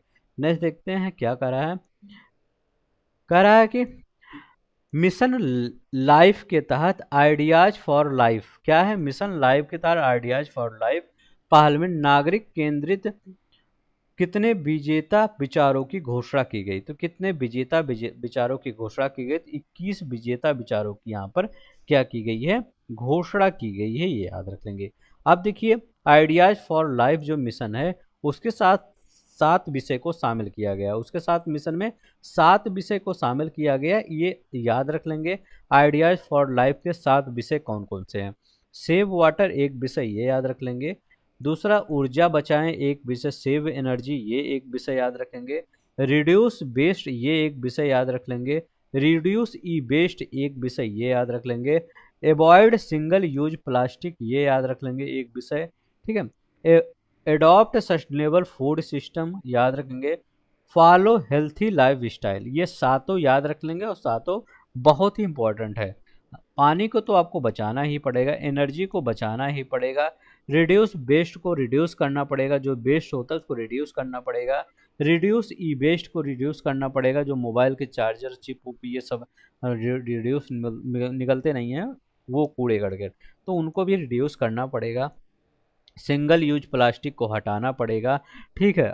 सस्टेनेबल फूड सिस्टम को अपनाना पड़ेगा, ठीक है। फॉलो हेल्दी लाइफ स्टाइल को फॉलो करना पड़ेगा। तो आइडियाज फॉर लाइफ के 7 ये विषय हैं, इनके बारे में याद रखना होगा आपको। नेक्स्ट देखते हैं हमारा क्या कह रहा है। हमारा कह रहा है 60 नंबर का क्वेश्चन, भारतीय नौसेना ने कर्नाटक में किस अपतटीय गश्ती पोत को लॉन्च किया है। तो कर्नाटक में किस अपतटीय गश्ती पोत को लॉन्च किया है, तो आईएनएस सुनैना को लॉन्च किया है।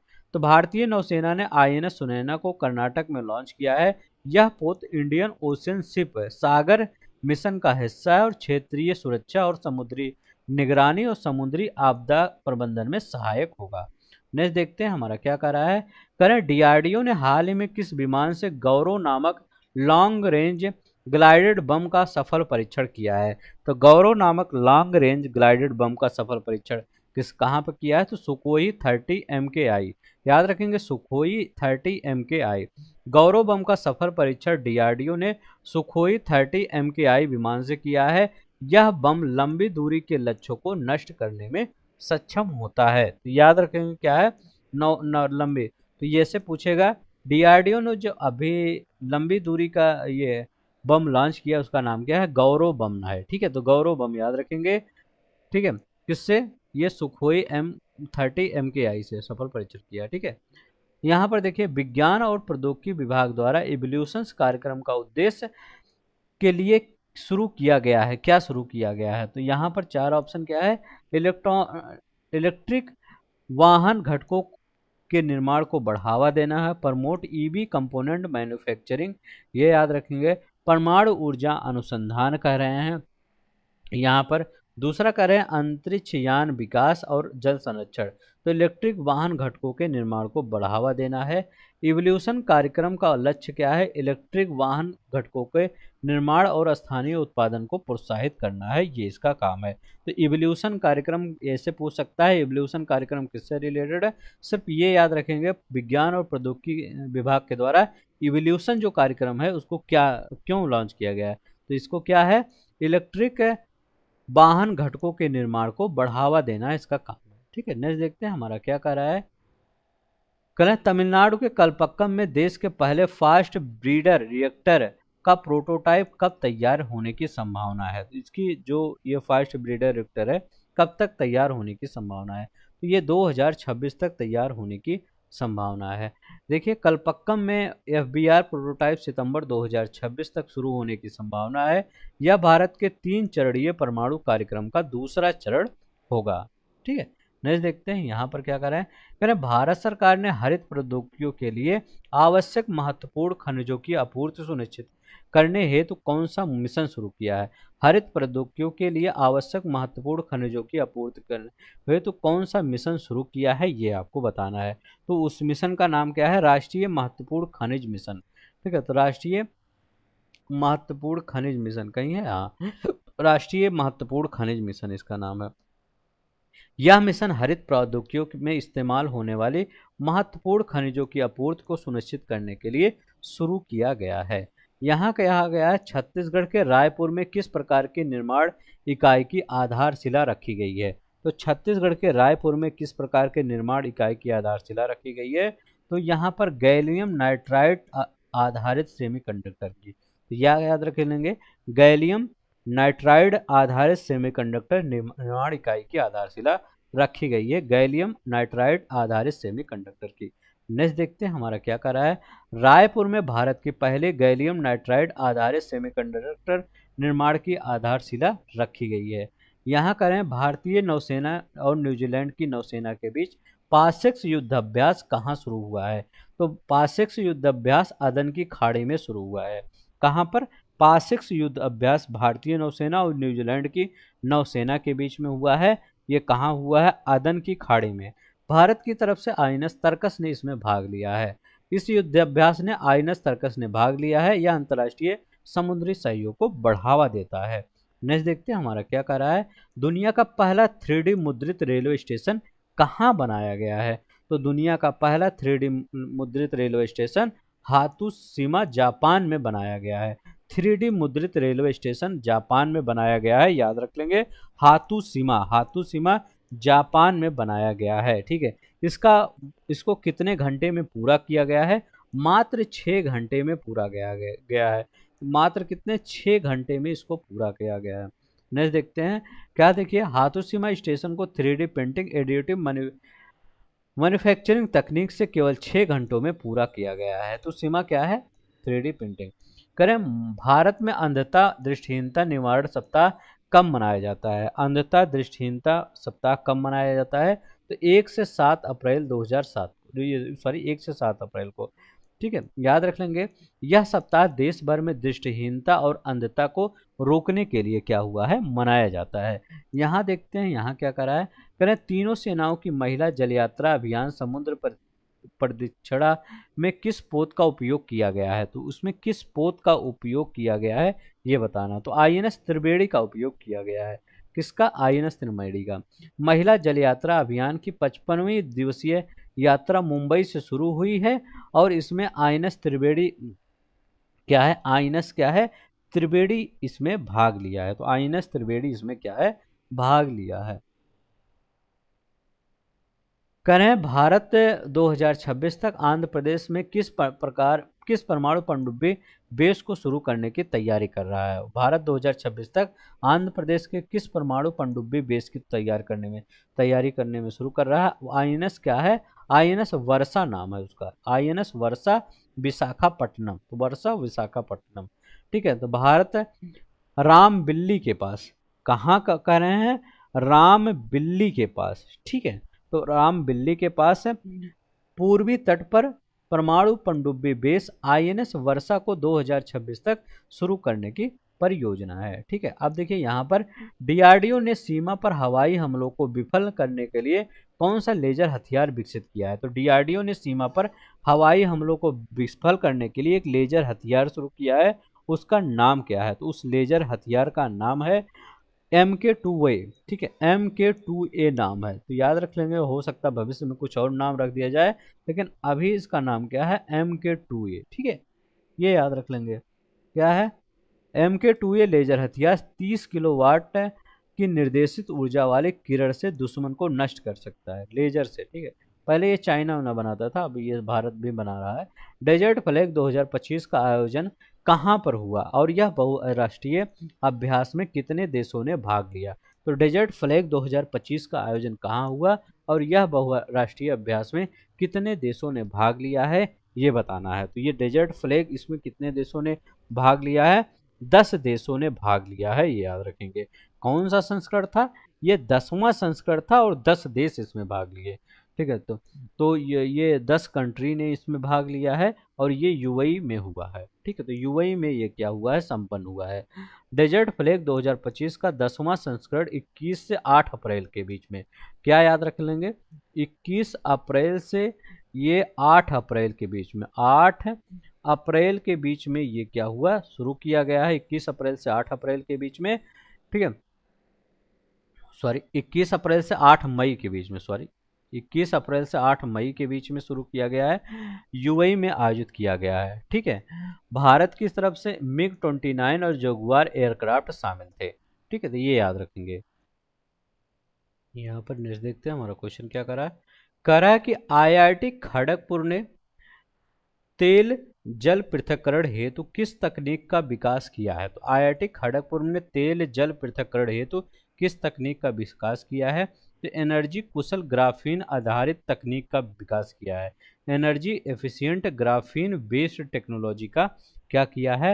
विकास किया है। ठीक है, किसने? आईआईटी खड़गपुर ने किया है। ठीक है, तो इसमें क्या होता है? इससे इसमें क्या होगा, जो तेल का रिसाव होता है इसको कम करने में मदद की रकम मिलेगी। यह ग्राफीन आधारित प्रौद्योगिकी तेल रिसाव प्रबंधन और पर्यावरण संरक्षण में क्या करेगा, मदद मिलेगा। नेक्स्ट देखते हैं, कह रहे हैं मेटा ने 6 अप्रैल 2025 को किस एआई सूट का अनावरण किया। तो मेटा ने एक सूट का अनावरण किया, वो किस सूट का अनावरण किया 6 अप्रैल 2025 को। तो मेटा ने लामा 4 एआई सूट का अनावरण किया। लामा 4 याद रखेंगे, इसी एआई सूट का अनावरण किया है, ये याद रख लेंगे। नेक्स्ट देखते हैं हमारा क्या करा है, करें लामा 4 एआई सूट में क्या शामिल है। सूट मल्टी मॉडल है, मेवेरिक एआई सहायक है, बेमोथ टीचर लार्ज लैंग्वेज मॉडल है। यह चैट जीपीटी, जिमनी और चीन के डीप सी के साथ ये प्रतिस्पर्धा, ठीक है, करेगा। मतलब ये जो है ये कंपटीशन करेगा जो आपके अदर जो चैट जीपीटी, जिमनी ये सब हैं, ठीक है। नेक्स्ट देखते हैं हमारा क्या कर रहा है, कर रहे हैं बांग्लादेश हाल ही में किस अंतर्राष्ट्रीय समझौते का 54वां हस्ताक्षरकर्ता बना है। तो बांग्लादेश हाल ही में किस अंतर्राष्ट्रीय समझौते का 54वां हस्ताक्षरकर्ता बना है, ये बताना है। तो बांग्लादेश आर्टेमिस मिशन जो है, आर्टेमिस समझौता, ठीक है, इसका जो समझौते का 54वां बना है, ठीक है। तो याद रखेंगे आर्टेमिस, ठीक है। आर्टेमिस एग्रीमेंट के तहत बांग्लादेश ने शांतिपूर्ण, टिकाऊ और पारदर्शी अंतरिक्ष अन्वेषण की प्रतिबद्धता व्यक्त की है और नासा के साथ संबंध मजबूत किए हैं इन्होंने, ठीक है। नेक्स्ट देखते हैं हमारा क्या कर रहा है, करें भारत सरकार के प्रधान वैज्ञानिक सलाहकार कार्यालय ने 14 अप्रैल 2025 को किस रणनीति का पहला संस्करण जारी किया है। तो किस रणनीति का पहला संस्करण जारी किया है, ये आपको बताना है। तो ITS-8 का, ITS-8 का पहला संस्करण जारी किया है, तो ये याद रख लेंगे। ITS-8 international quantum technology engagement strategy का पहला संस्करण विश्व क्वांटम दिवस 14 अप्रैल 2025 को जारी किया है। यह क्वांटम प्रौद्योगिकी में भारत की वैश्विक भागीदारी को बढ़ावा देता है, याद रखेंगे। नेक्स्ट देखते हैं हमारा क्या कह रहा है, 2025 को संयुक्त राष्ट्र ने किस वर्ष के रूप में घोषित किया।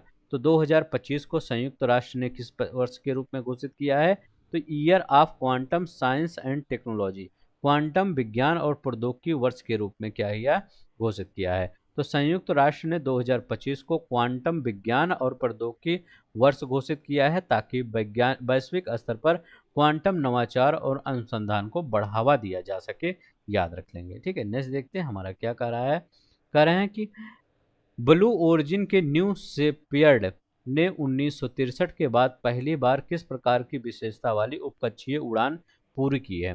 तो पहली बार किस प्रकार के विशेषता वाली, किसने, ब्लू ओरिजिन के न्यू शेपियर्ड ने, ठीक है। तो ये बताना है। तो ब्लू ओरिजिन के पहली बार तो महिला सभी जो है वो महिला चालक हैं, तो क्या है, सभी महिला चालक हैं, इसका उड़ान भरा है, ठीक है। यहाँ पर न्यू शेपर्ड उपकक्षीय उड़ान में कैट पेरी, गेल किंग और अन्य महिलाओं से पूरी टीम महिला शामिल थी। नेक्स्ट देखते हैं हमारा क्या है, कर है क्वांटम सुरक्षित संचार नेटवर्क की दिशा में किसने 4 कोर मल्टी कोर फाइबर पर क्वांटम कुंजी वितरण का परीक्षण किया। तो ये किसने परीक्षण किया है, ये बताना है। तो ये किसने किया है, तो ये मिलकर किया है सी डॉट ने, सी डॉट स्टारलाइन टेक्नोलॉजी ने इस परीक्षण के माध्यम से क्वांटम सुरक्षित संचार नेटवर्क की दिशा में महत्वपूर्ण कदम उठाया है। नेक्स्ट देखते हैं हमारा क्या कह रहा है कि कैम्ब्रिज वैज्ञानिकों ने JWST के माध्यम से किस एक्सोप्लैनेट के वायुमंडल में जैव चिन्ह पाए हैं। कैम्ब्रिज के वैज्ञानिकों ने JWST के माध्यम से किस एक्सोप्लैनेट के वायुमंडल में जैव चिन्ह पाए हैं, ये बताना है। तो ये K2-18b, याद रखेंगे कौन होगा, K2-18b के वायुमंडल में ये याद रखेंगे K2 जैव चिन्ह पाए हैं।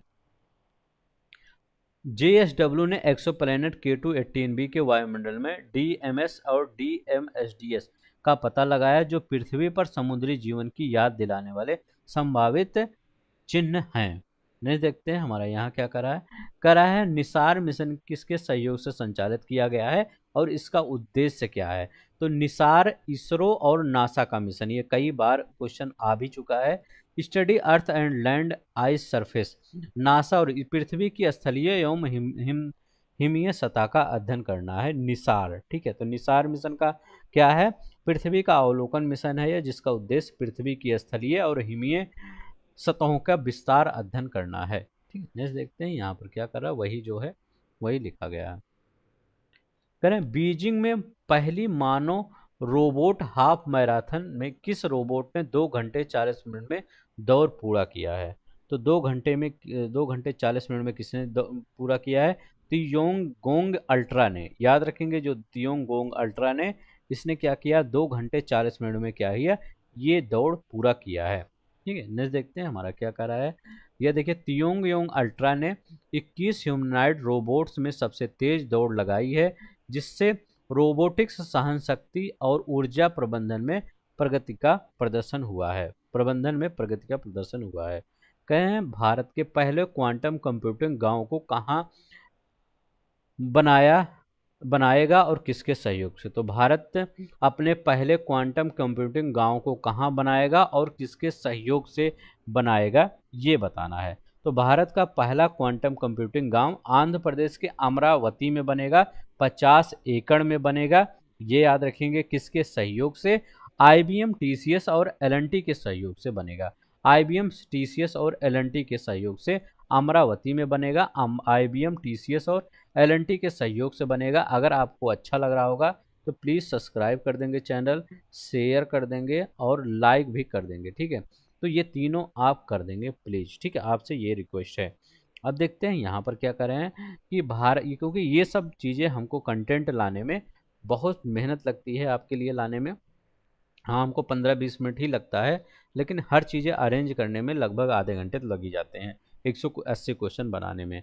आंध्र प्रदेश के अमरावती में 50 एकड़ में अपना पहला क्वांटम कंप्यूटिंग गांव बनाएगा। इसे IBM TCS और L&T के सहयोग से विकसित किया जाएगा। ठीक है, नेक्स्ट देखते हैं हमारा क्या कह रहा है अमेरिका में सबसे बुजुर्ग सक्रिय अंतरिक्ष यात्री डॉन पेटिट ने कुल कितने अंतरिक्ष में कितने दिन अंतरिक्ष में बिताए हैं। तो 590 दिन उन्होंने क्या किया है, उन्होंने 590 दिन क्या है, अंतरिक्ष में बिताए हैं, जॉन पेटिट। ठीक है, तो याद रखेंगे जॉन पेटिट क्या है, उनका 590 दिन था जो अंतरिक्ष में बिताए थे। तो यहाँ पर देखते हैं डॉन पेटिट 220 दिन ISS पर रहने के बाद कुल 590 दिन अंतरिक्ष में बिताए, नासा के सबसे अनुभवी अंतरिक्ष यात्री के रूप में अपना कीर्तिमान स्थापित किया। कौन है, उनका नाम है डॉन पेटिट। ठीक है, पेटिट, उनका नाम क्या है, डॉन पेटिट।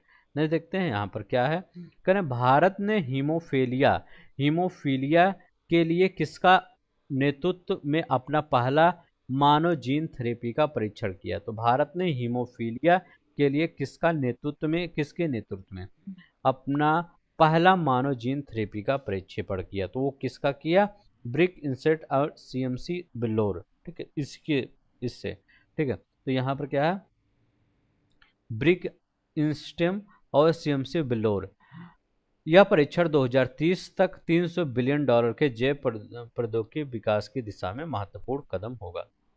अब यहाँ पर देखिए, नासा का क्वांटम ग्रेविटी ग्रेडियोमीटर पाथफाइंडर QGGPF किस चीज को मापने में मदद करेगा। बताइए, ये किस चीज को मापने में ये मदद करेगा, ये बताना है।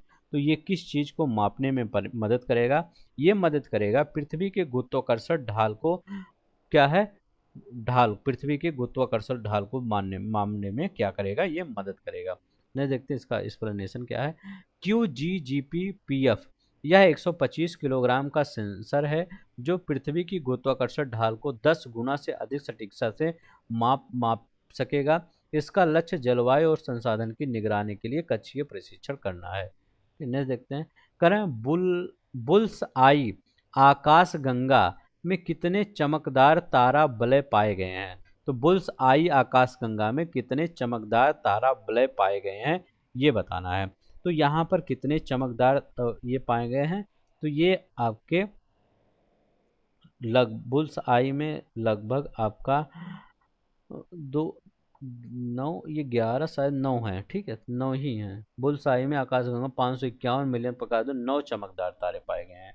ठीक है, तो कितने हैं ये 9 चमकदार तारे क्या है यहाँ पर पाए गए हैं, यहाँ एक मिनट। हाँ हाँ 9 ही है, ठीक है, इसमें कंफ्यूजन लेकिन 9 ही है। 9 चमकदार तारा वलय पाए गए हैं, ये दो छोटे आकाश गंगाओं के टकराव से उत्पन्न हो सकते हैं, तो ये 9 है, 9 आपका सही है, ठीक है 9 ही है, 9 ही याद रखेंगे, 9 ही है।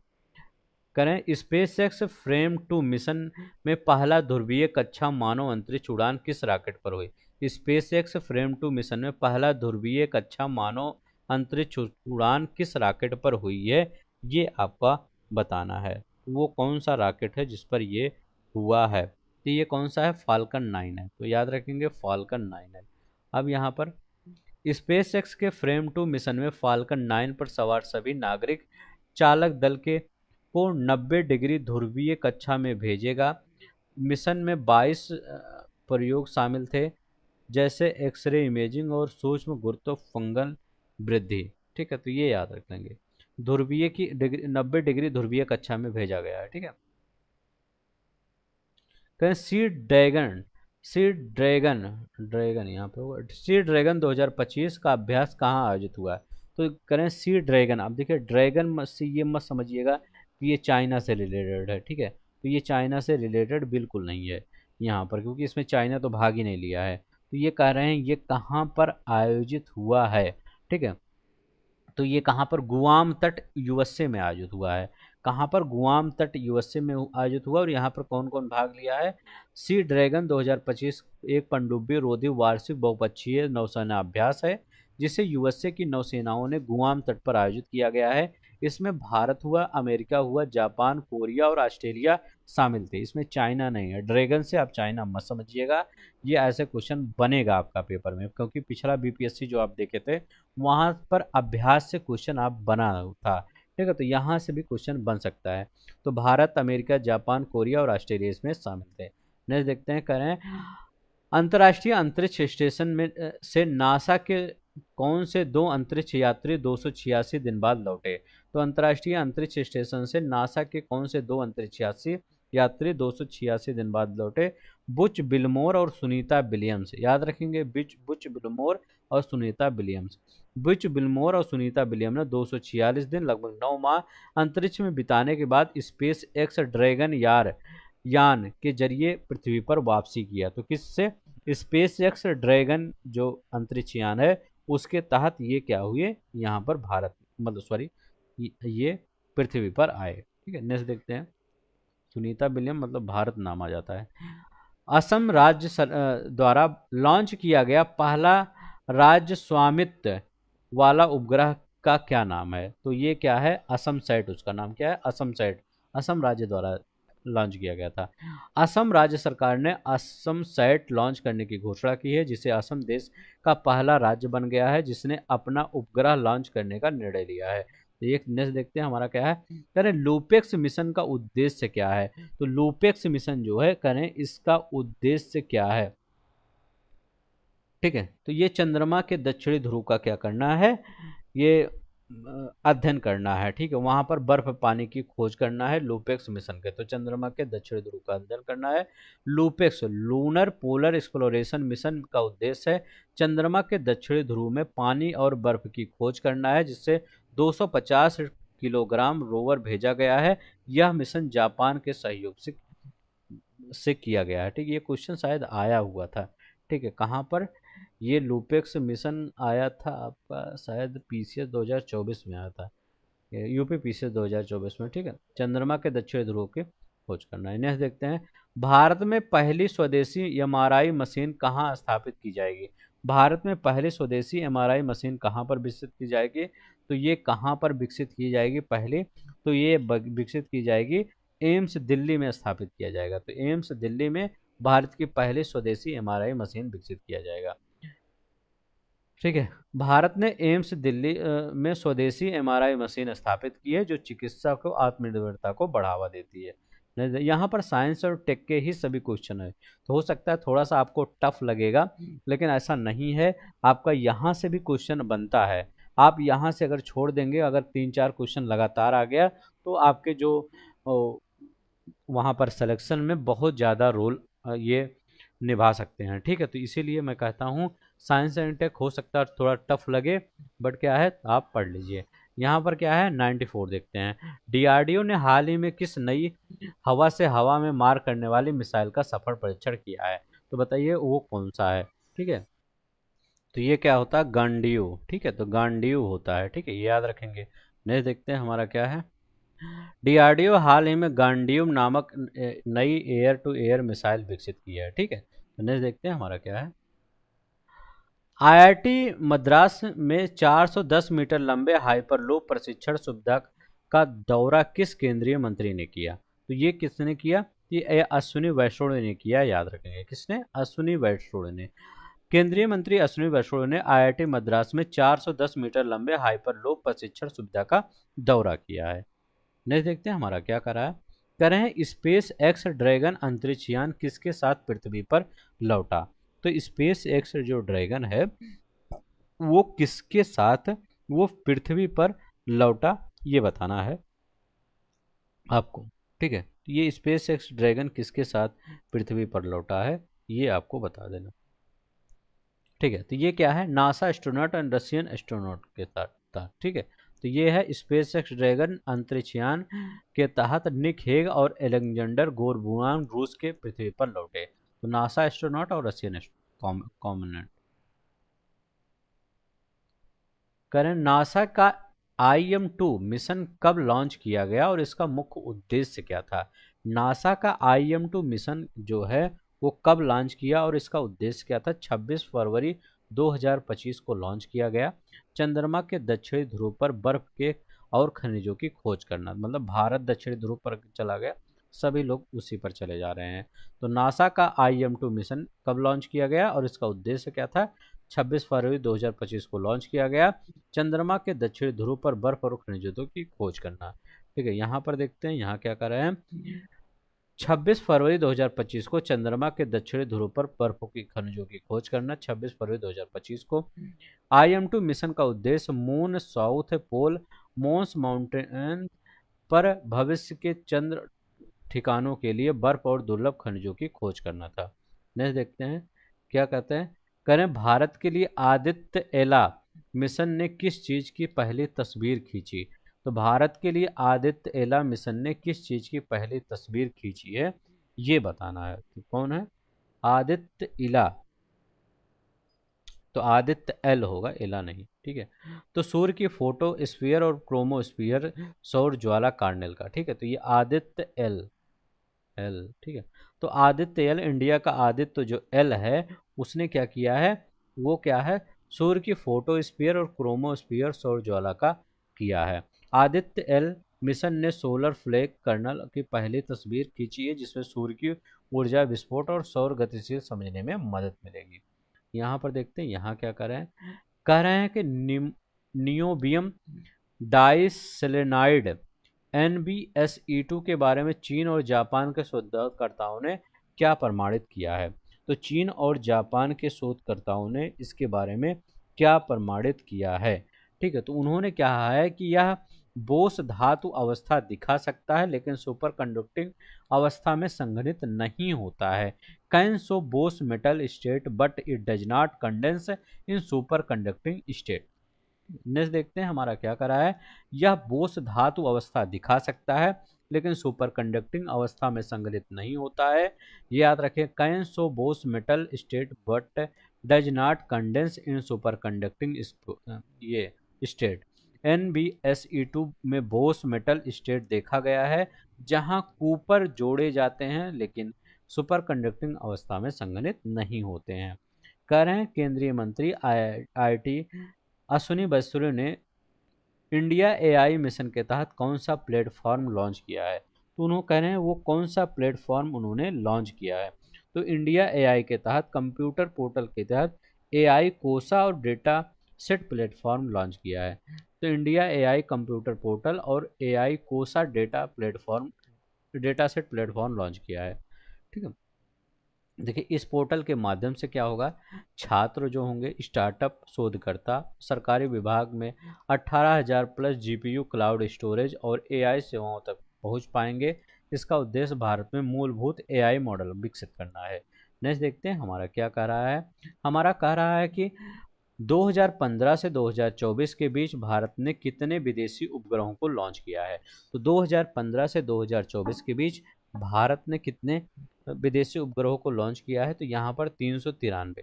ठीक है, तो भारत ने कितने विदेशी उपग्रहों को लॉन्च किया है, 2015 से 2000 393 लॉन्च किया है। भारत ने पीएसएलवी, LMV-3, SSLV वाहनों के माध्यम से 2015 से 24 के बीच में 34 देशों के 393 विदेशी उपग्रहों को लॉन्च किया है। तो कितने, 34 देशों के 393। ठीक है, 393 विदेशी उपग्रहों को क्या किया है, इन्होंने क्या किया है, लॉन्च किया है। कह रहे हैं भारत ने विदेशी उपग्रह लॉन्च के माध्यम से कितने मिलियन अमेरिकी डॉलर की विदेशी मुद्रा अर्जित की, जिससे वैश्विक अंतरिक्ष अर्थव्यवस्था में उसकी स्थिति मजबूत हुई है।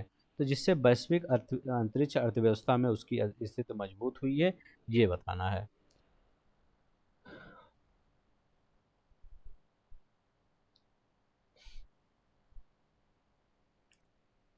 तो लगभग क्या है, लगभग है 1 अरब आपका यूएसडी। ठीक है, इस उपलब्धि ने भारत की वैश्विक अंतरिक्ष क्षमता, अर्थव्यवस्था को मजबूत और गगनयान और भारतीय अंतरिक्ष स्टेशन जैसे भविष्य के मिशनों के लिए मंच तैयार किया है। नेक्स्ट देखते हैं, आईआईटी मद्रास में बी नारायण ने किस केंद्र का उद्घाटन किया। आईआईटी मद्रास में बी नारायण ने किस केंद्र का उद्घाटन किया है, ये बताना है। तो आईआईटी मद्रास में बी नारायण ने कौन से केंद्र का, तो उन्होंने श्री एस रामकृष्ण उत्कृष्टता केंद्र का, कहीं है कहीं पे, हाँ ये श्री कृष्ण रामकृष्ण उत्कृष्टता केंद्र का उद्घाटन किया है। किसने किया है, आईआईटी मद्रास ने, बी नारायण ने। ठीक है, ये याद रखेंगे। नेक्स्ट देखते हैं हमारा क्या कह रहा है। हमारा कह रहा है, देखिए यह केंद्र द्रव और तापीय विज्ञान अनुसंधान के लिए स्थापित किया गया है। नेक्स्ट देखते हैं हमारा क्या कर रहा है, करें इसरो ने किस उद्देश्य से विक्रम 3201 और कल्पना 3201 प्रोसेसर विकसित किया है। तो पहले तो यही याद रखेंगे कि अगर आपसे पूछा जाए कि 3201 और कल्पना 3201, ठीक है, कौन सा है, एक तो विक्रम 3201 है, यहाँ का यहाँ ये वाला विक्रम 3201 और कल्पना 3201 माइक्रो प्रोसेसर किसने विकसित किया है, तो इसरो ने विकसित किया है। अब इसरो ने विकसित किया है तो कह रहे हैं इसका उद्देश्य क्या है, ये किस उद्देश्य से ये विकसित किया गया है। तो ये किस उद्देश्य से विकसित किया गया है, तो ये है अंतरिक्ष जो अनुप्रयोग होगा उसमें गति प्रसंस्करण के लिए, for space application and high speed processing के लिए। विक्रम 3201 अंतरिक्ष मिशन के लिए योग्य भारत का एक स्वदेशी माइक्रो प्रोसेसर होगा। कल्पना 3201 स्पार्क V8 रेस RISC प्रोसेसर और गति प्रसंस्करण के लिए अनुकूलित होगा। नेक्स्ट देखते हैं हमारा क्या कह रहा है, करें टाटा कम्युनिकेशन ने कौन सा एआई के संचालित क्लाउड समाधान लॉन्च किया है। तो टाटा कम्युनिकेशन ने कौन सा लॉन्च किया है, तो उस टाटा कम्युनिकेशन ने वायु नामक, याद रख लेंगे, टाटा कम्युनिकेशन ने वायु नामक एआई संचालित क्लाउड समाधान लॉन्च किया है। ठीक है, एआई पावर्ड क्लाउड सॉल्यूशन कौन लॉन्च किया है, टाटा कम्युनिकेशन ने लॉन्च किया है। क्वेश्चन बन सकता है, वायु एक एआई संचालित क्लाउड समाधान है जो व्यवसायों और संगठनों को स्मार्ट क्लाउड सेवाएं प्रदान करता है। नेक्स्ट देखते हैं हमारा क्या कर रहा है, चीन ने दक्षिण चीन सागर में गहरे समुद्र अनुसंधान और सुविधा बनाने की मंजूरी दी है। वह समुद्र की सतह पर कितनी गहराई पर स्थित होगी। तो चीन ने दक्षिण चीन सागर में जो गहरे समुद्र अनुसंधान सुविधा बनाने की मंजूरी दी है, वह समुद्र की सतह से कितनी गहराई पर स्थित होगा, ये बताना है। तो वो समुद्र की सतह से कितनी गहराई पर स्थित होगा, 106 बताइएगा। तो ये समुद्र की सतह से 2000 मीटर की गहराई पर स्थित होगा। क्या है, समुद्र की यह सुविधा उद्देश्य समुद्र अन्वेषण और भू राजनीतिक अवस्थिति को बढ़ाना है। यहाँ पर कह रहे हैं कि पांचवा बहुपक्षीय नौसैनिक अभ्यास कोमोडो का आयोजन कहाँ हुआ। कह रहे हैं जो कोमोडो का आयोजन हुआ, पांचवा बहुपक्षीय मतलब बहुत से देश इसमें भाग लेते हैं, इसका आयोजन कहाँ हुआ। भारत की तरफ से शार्दुल और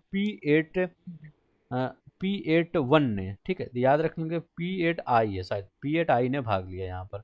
ठीक है, यहाँ तक भारत की तरफ से INS शार्दुल और P8I ने भाग इसमें शामिल हुआ, और ये इंडोनेशिया में हुआ। ठीक है, तो इंडोनेशिया तो बताया ही नहीं, ये भारत की तरफ से बता दिया, ये इंडोनेशिया में कोमोडो अभ्यास हुआ। ठीक है, कोमोडो इंडोनेशिया में। करें, ब्रिटिश अंतरिक्ष यात्री जॉन मैकफॉल को किसके लिए चिकित्सकीय मंजूरी दी गई? ब्रिटिश अंतरिक्ष यात्री जॉन मैकफॉल, ठीक है, ब्रिटिश अंतरिक्ष यात्री जॉन मैकफॉल को किसके लिए चिकित्सकीय मंजूरी दी गई? बताइए किसके लिए? तो यूरोपीय अंतरिक्ष एजेंसी ने कृत्रिम पैर वाले पैरा ओलंपिक ब्रिटिश अंतरिक्ष यात्री जैन मार्क को लंबी अवधि के अंतरिक्ष अभियानों के लिए, ठीक है, लंबी अवधि के अंतरिक्ष अभियानों के लिए दी गई। ठीक है, तो ये यहाँ पर यूरोपीय अंतरिक्ष एजेंसी ईएसए ने लंबी अवधि के अंतरिक्ष मिशनों के लिए चिकित्सा रूप से योग्य घोषित किया गया है। ठीक है, इनको करें, भारत में दुनिया का पहला टाइफाइड टीका कहाँ विकसित किया गया है? तो भारत में दुनिया का पहला टाइफाइड टीका, तो ये भारत है, तो भारत का एक स्टेट है यहीं पर, तो वो क्या है? वो पश्चिम बंगाल है। तो यहीं पर क्या किया गया है? पहला टाइफाइड टीका विकसित किया गया है। तो ठीक है, पश्चिम बंगाल में पहला टाइफाइड टीका। बहुत अच्छा क्वेश्चन है, याद रखेंगे। इस टीके का निर्माण राष्ट्रीय जीवाणु संक्रमण और अनुसंधान संस्थान के वैज्ञानिकों को द्वारा किया गया। यहाँ पर देखते हैं, करें, जापान ने हाल ही में कौन सा hybrid quantum super computer launch किया है? तो उसका नाम है रिमेई। रिमेई है, उसने लॉन्च किया है। तो याद रखेंगे किसने? जापान ने। तो जापान ने हाल ही में कौन सा हाइब्रिड सुपर कंप्यूटर लॉन्च किया है? उसका नाम है रिमेई। ठीक है, तो ये दुनिया का पहला हाइब्रिड सुपर कंप्यूटर कौन सा है? रिमेई नाम है। तो रिमेई नाम याद रख लेंगे। ठीक है, नेक्स्ट देखते हैं हमारा क्या कर रहा है।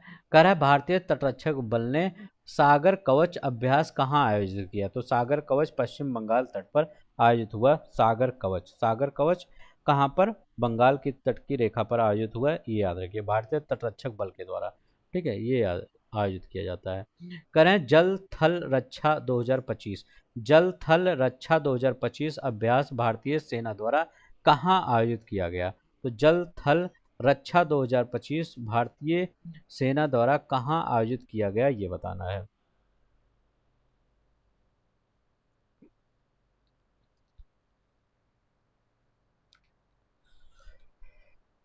कहाँ पर आयोजित किया गया? ये गुजरात में आयोजित किया गया। ठीक है, गुजरात के बेट द्वारका में, याद रख लेंगे कहाँ पर? गुजरात के बेट द्वारका में जल थल रक्षा 2025 सैन्य अभ्यास आयोजित किया गया।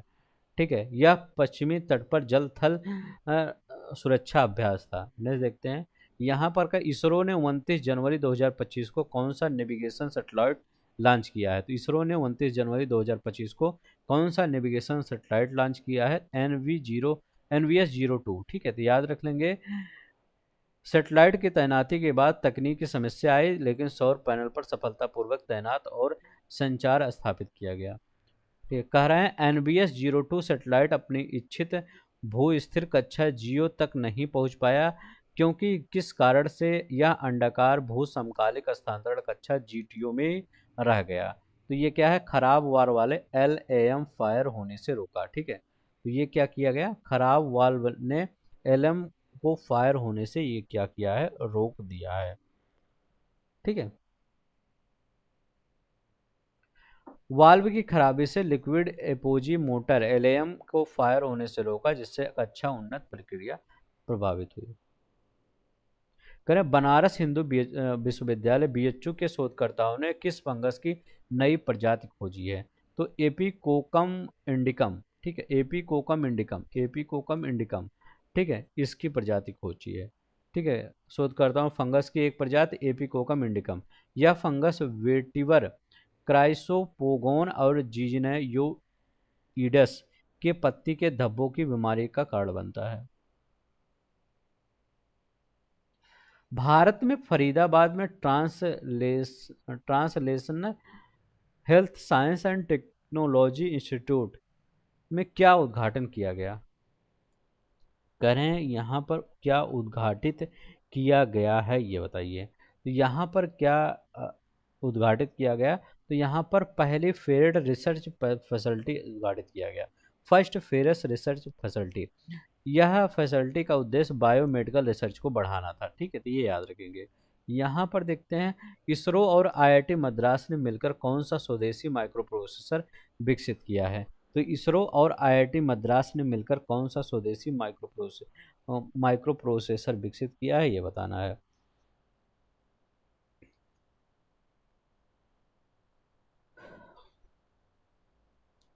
तो इसरो और आईआईटी मद्रास ने मिलकर जो माइक्रो प्रोसेसर है वो क्या है, IRES। ठीक है, तो ये याद रख लेंगे यहाँ पर। ये IRIS इंडिजीनियस, RIS से V फॉर स्पेस, RIS स्वदेशी, RIS से V। IRS भारत के आत्मनिर्भर भारत की पहल के अनुरूप अंतरिक्ष प्रौद्योगिकी में आत्मनिर्भरता को बढ़ाता है। ठीक है, नेक्स्ट देखते हैं हमारा यह यहाँ क्या है। करा भारत ने 10 फरवरी 2025 को एम्स दिल्ली में किस प्रणाली का शुभारंभ किया। तो एम्स दिल्ली में किस प्रकार की प्रणाली का शुभारंभ किया, तो स्वचालित जैव चिकित्सा अपशिष्ट स्थानांतरण प्रणाली का शुभारंभ किया। ठीक है, तो किसका, स्वचालित जैव चिकित्सा स्थानांतरण प्रणाली का। ठीक है, automated biomedical waste conversion system Srijanam. ठीक है, उसका नाम क्या है, सृजनम, इसी का। हाँ, यह प्रणाली जैव चिकित्सा अपशिष्ट प्रबंधन को संजय, ये अच्छा क्वेश्चन है, याद रखेंगे। भारत ने 10 फरवरी 2025 एम्स दिल्ली में किस प्रणाली का, तो सृजनम, अगर याद रख लेंगे सृजनम। ठीक है, ये भी आपका हो जाएगा सही। ठीक है, सृजनम प्रणाली का। नेक्स्ट देखते हैं, चीन के फ्यूजियान प्रांत में जुरासिक युग के कितने पक्षी जीवाश्म खोजे गए। चीन के फ्यूजियान प्रांत में जुरासिक युग के कितने पक्षी जीवाश्म खोजे गए, तो 2। ठीक है, तो जुरासिक युग के 2 पक्षी जीवाश्म खोजे गए। ठीक है, तो यहाँ पर याद रखेंगे 2। नेक्स्ट देखते हैं हमारा क्या कर रहा है। ये जीवाश्म 149 मिलियन वर्ष पुराने हैं और ये प्रोसेसर वांग मिंग के नेतृत्व में खोजा गया। ठीक है, नेक्स्ट देखते हैं हमारा क्या है। नेक्स्ट देखते हैं यहाँ पर, करें यूरोपीय अंतरिक्ष एजेंसी ESA का लिक्विड टेलीस्कोप कब लॉन्च किया गया। तो ये लिक्विड टेलीस्कोप कब लॉन्च किया गया, 1 जुलाई 2023 को। लिक्विड टेलीस्कोप का उद्देश्य डार्क यूनिवर्सल और डार्क मैटर का अध्ययन करना था, ये याद रखेंगे। करें लिक्विड ने NGC 6505 में क्या दुर्लभ संरचना खोजी है।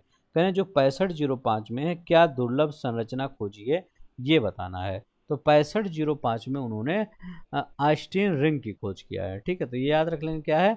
यह रिंग 590 मिलियन प्रकाश वर्ष दूर स्थित है, जो गुरुत्वीय लेंसिंग का क्या है, ये उदाहरण प्रस्तुत करता है। ठीक है, तो किसका, गुरुत्वीय लेंसिंग का उदाहरण प्रस्तुत करता है।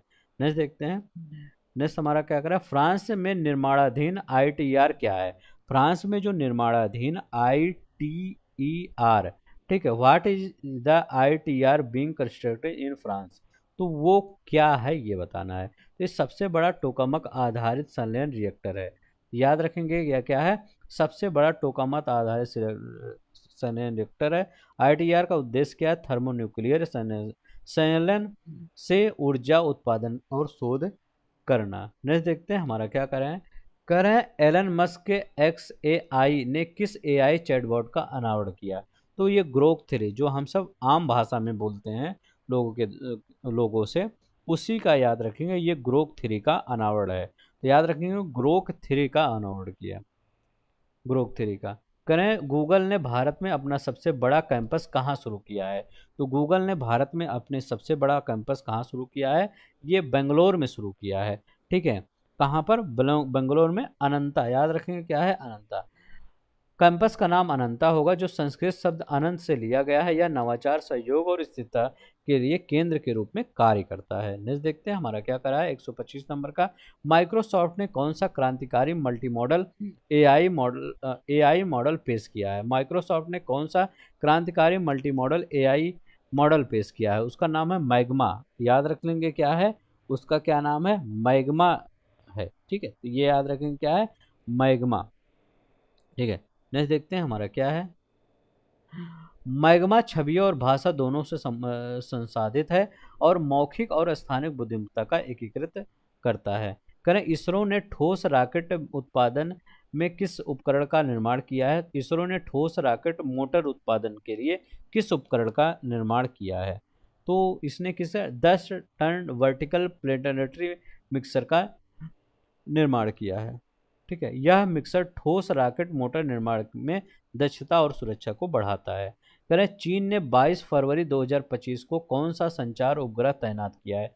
तो चीन ने 22 फरवरी 2025 को कौन सा संचार उपग्रह तैनात किया है, ये बताना है। तो चीन का वो क्या है, उसका नाम है, हाँ हाँ, ये चाइना का जो क्या नाम है, चाइना सेट 10R। ठीक है, याद रख लेंगे, चाइना सेट 10R है। यह उपग्रह पुराने चाइना सेट 10R की जगह लेगा। ठीक है, 10 चाइना सेट 10 की जगह लेगा, अभी 10R तैयार हुआ है। ये कह रहा है भारतीय वैज्ञानिकों ने चंद्रमा के किस हिस्से पर पहला विस्तृत भूवैज्ञानिक मानचित्र बनाया है? तो भारतीय वैज्ञानिकों ने, बताइए, चंद्रमा के किस हिस्से पर? तो ये भारतीय वैज्ञानिकों ने चंद्रयान थ्री मिशन डेटा का उपयोग करके क्या किया है, दक्षिणी ध्रुव पर, याद रखेंगे क्या है, दक्षिणी ध्रुव पर जो चंद्रयान 3 सफलतापूर्वक गया था, मानचित्र से स्थलाकृत और क्रेटर संरचनाओं और भूवैज्ञानिक इतिहास के बारे में महत्वपूर्ण जानकारी मिली है। भारत का पहला निजी हाइपर स्पेक्ट्रल सैटेलाइट किस स्टार्टअप ने लॉन्च किया है? तो पिक्सल ने लॉन्च किया है। ठीक है, तो किसने लॉन्च किया है? पिक्सल ने लॉन्च किया है। यह फायरफ्लाई प्रोजेक्ट के तहत लॉन्च हुआ है। स्पेसएक्स के तहत ट्रांसपोर्टर 12 मिशन का हिस्सा था। नेक्स्ट देखते हैं हमारा क्या कर रहा है। कह रहा है कि आईआईटी मद्रास ने भारतीय रेलवे के सहयोग से किस हाई स्पीड परिवहन सुविधा का प्रक्षेपण किया है? तो हाइपर लूप। ठीक है, तो क्या है, हाइपर लूप। यह 422 मीटर लंबा परीक्षण ट्रैक है। इसे इलेक्ट्रोमैग्नेटिक रूप से लेविटेटेड पांड के साथ संचालित होता है, पॉड्स के साथ जो संचालित होता है। नासा अपने किस टेलीस्कोप को ब्रह्मांड का सबसे विस्तृत और रंगीन मानचित्र बनाने के लिए लॉन्च करने जा रहा है? नासा अपने किस टेलीस्कोप को ब्रह्मांड का सबसे विस्तृत और रंगीन मानचित्र लॉन्च करने जा रहा है? तो ये स्पेरेक्स। ठीक है, तो क्या है, स्पेरेक्स।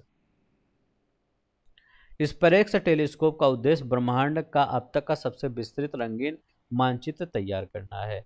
करें आईआईटी मद्रास ने किस रिसर्च फैसिलिटी का अनावरण किया है? तो आईआईटी जो मद्रास है उसने कह रहे हैं किस रिसर्च फैसिलिटी का अनावरण किया है आईआईटी मद्रास ने, ये बताना है।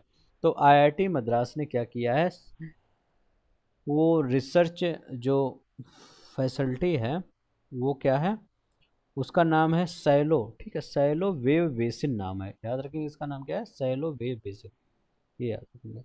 यह बेसिन जटिल तरंगों और धाराओं को संभाल सकता है, जिससे बंदरगाहों और तटीय क्षेत्रों में आने वाली समस्याओं को समाधान किया जा सकता है। करें भारत ने अंतरिक्ष में किस तरह के जीवन को अंकुरित करने में सफलता हासिल की है? भारत ने अंतरिक्ष में किस तरह के जीवन को अंकुरित करने में सफलता हासिल की है? तो भारत ने लोबिया के बीज को, ठीक है, लोबिया के बीज को, अच्छा क्वेश्चन है, स्पेडेक्स मिशन के माध्यम से लोबिया के बीजों को 4 दिनों में अंतरिक्ष में अंकुरित किया गया। 4 दिनों में लोबिया के। 17 जनवरी 2025 को पाकिस्तान का पहला इलेक्ट्रो ऑप्टिकल उपग्रह कौन सा था? तो ये कौन सा था पाकिस्तान का पहला इलेक्ट्रो ऑप्टिकल? तो वो था PRSC-EO-1। ठीक है, तो ये था PRSC-EO-1।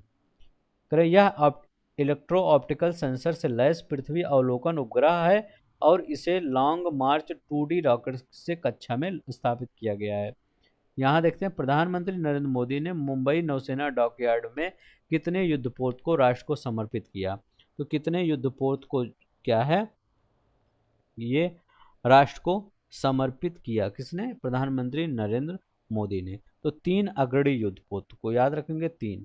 ठीक है, तो 3, इसमें नौसेना के 3 अग्रणी युद्धपोत शामिल थे जो भारतीय तटरक्षक और सामरिक क्षमता को बढ़ाएंगे। नेक्स्ट देखते हैं हमारा क्या करा है। करें आईआईटी कानपुर ने हाल ही में किस सिस्टम को लॉन्च किया है?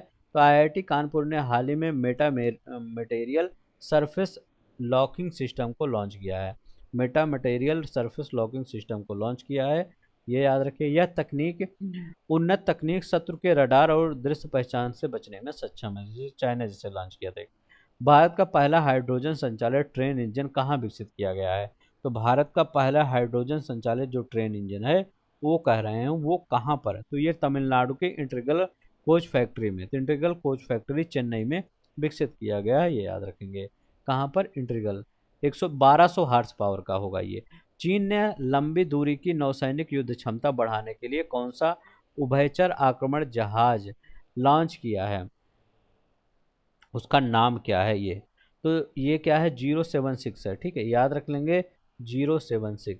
इस जहाज को सिचुआन नाम दिया गया। यह चीन की लंबी दूरी नौसैनिक ताकत बढ़ाने में क्या करेगा? मदद करेगा। पानी और वो क्या है? उभयचर पूछ रहा है ना, तो ये उभयचर मतलब पानी और हवा में, मतलब जमीन पे दोनों पे रह सकता है। अंडमान और निकोबार द्वीप समूह में कितनी नई मक्खियों की प्रजातियों की खोज की गई है? 23 नई मक्खियों की प्रजातियों की खोज की गई। ये मक्खियाँ क्यूलोकोइड्स जीनस के संबंधित रक्त चूसने वाली प्रजातियां हैं। नेक्स्ट देखते हैं। करें भारतीय सेना में मार्च 2025 में शामिल होने वाली स्वदेशी युद्धपोत की निगरानी प्रणाली का नाम क्या है? तो उस स्वदेशी युद्ध प्रणाली का नाम क्या है? उसका नाम है संजय। याद रखने क्या नाम है? उसका नाम है संजय। इस सिस्टम को भारत इलेक्ट्रॉनिक्स लिमिटेड वेल और भारतीय सेना के द्वारा विकसित किया गया है।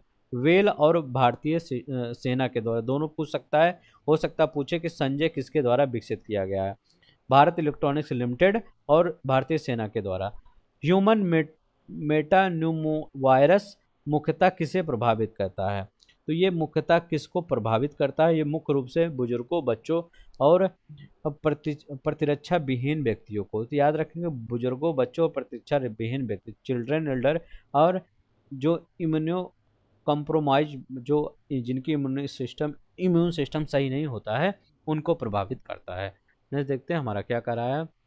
कह रहे हैं सत्य नडेला के नेतृत्व में माइक्रोसॉफ्ट ने भारत में किस मिशन के तहत एआई नवाचार को बढ़ावा दिया है? तो सत्य नडेला ने किस मिशन के तहत? तो इंडिया एआई मिशन के तहत। कौन सा है? इंडिया एआई मिशन, यही मिशन है, ठीक है, तो ये याद रख लेंगे। माइक्रोसॉफ्ट के एमिट वाई के साथ एक साझेदारी की पहल को बढ़ावा दिया गया है ताकि भारत में समावेशी एआई परिस्थिति तंत्र को विकास हो सके। करें आईआईटी मद्रास ने थ्यूर में किस तकनीक का उपयोग करके एशिया का सबसे बड़ा सैलो वेब बेसिन तैयार किया है? किसका उपयोग करके? किसने? आईआईटी मद्रास ने। तो ये उन्होंने क्या किया है?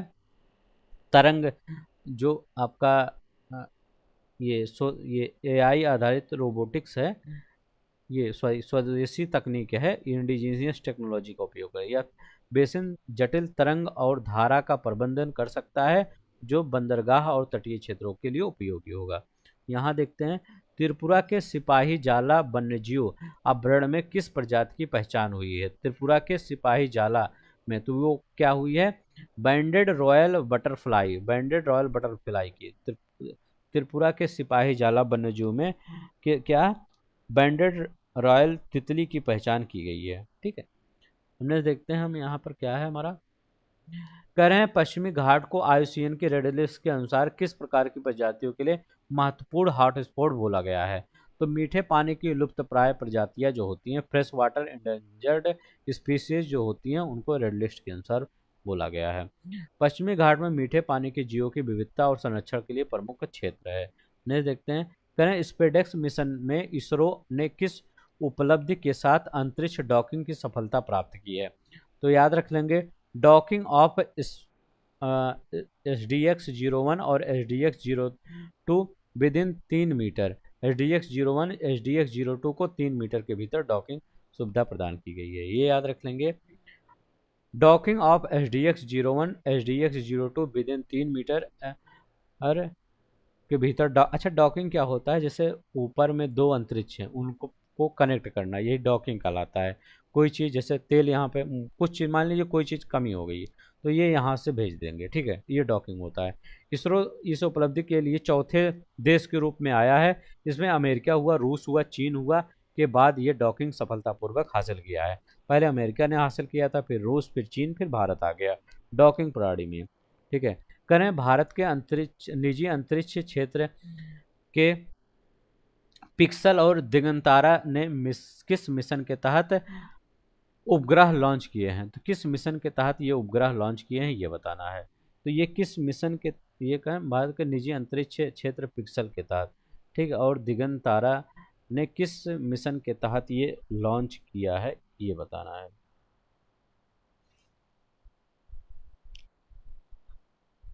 बताइए ये किस मिशन के तहत लॉन्च किया है? तो ये है जो मिशन है, ये इस मिशन का नाम है कि ये आपका स्पेसएक्स लॉन्च, ठीक है, याद रख लेंगे।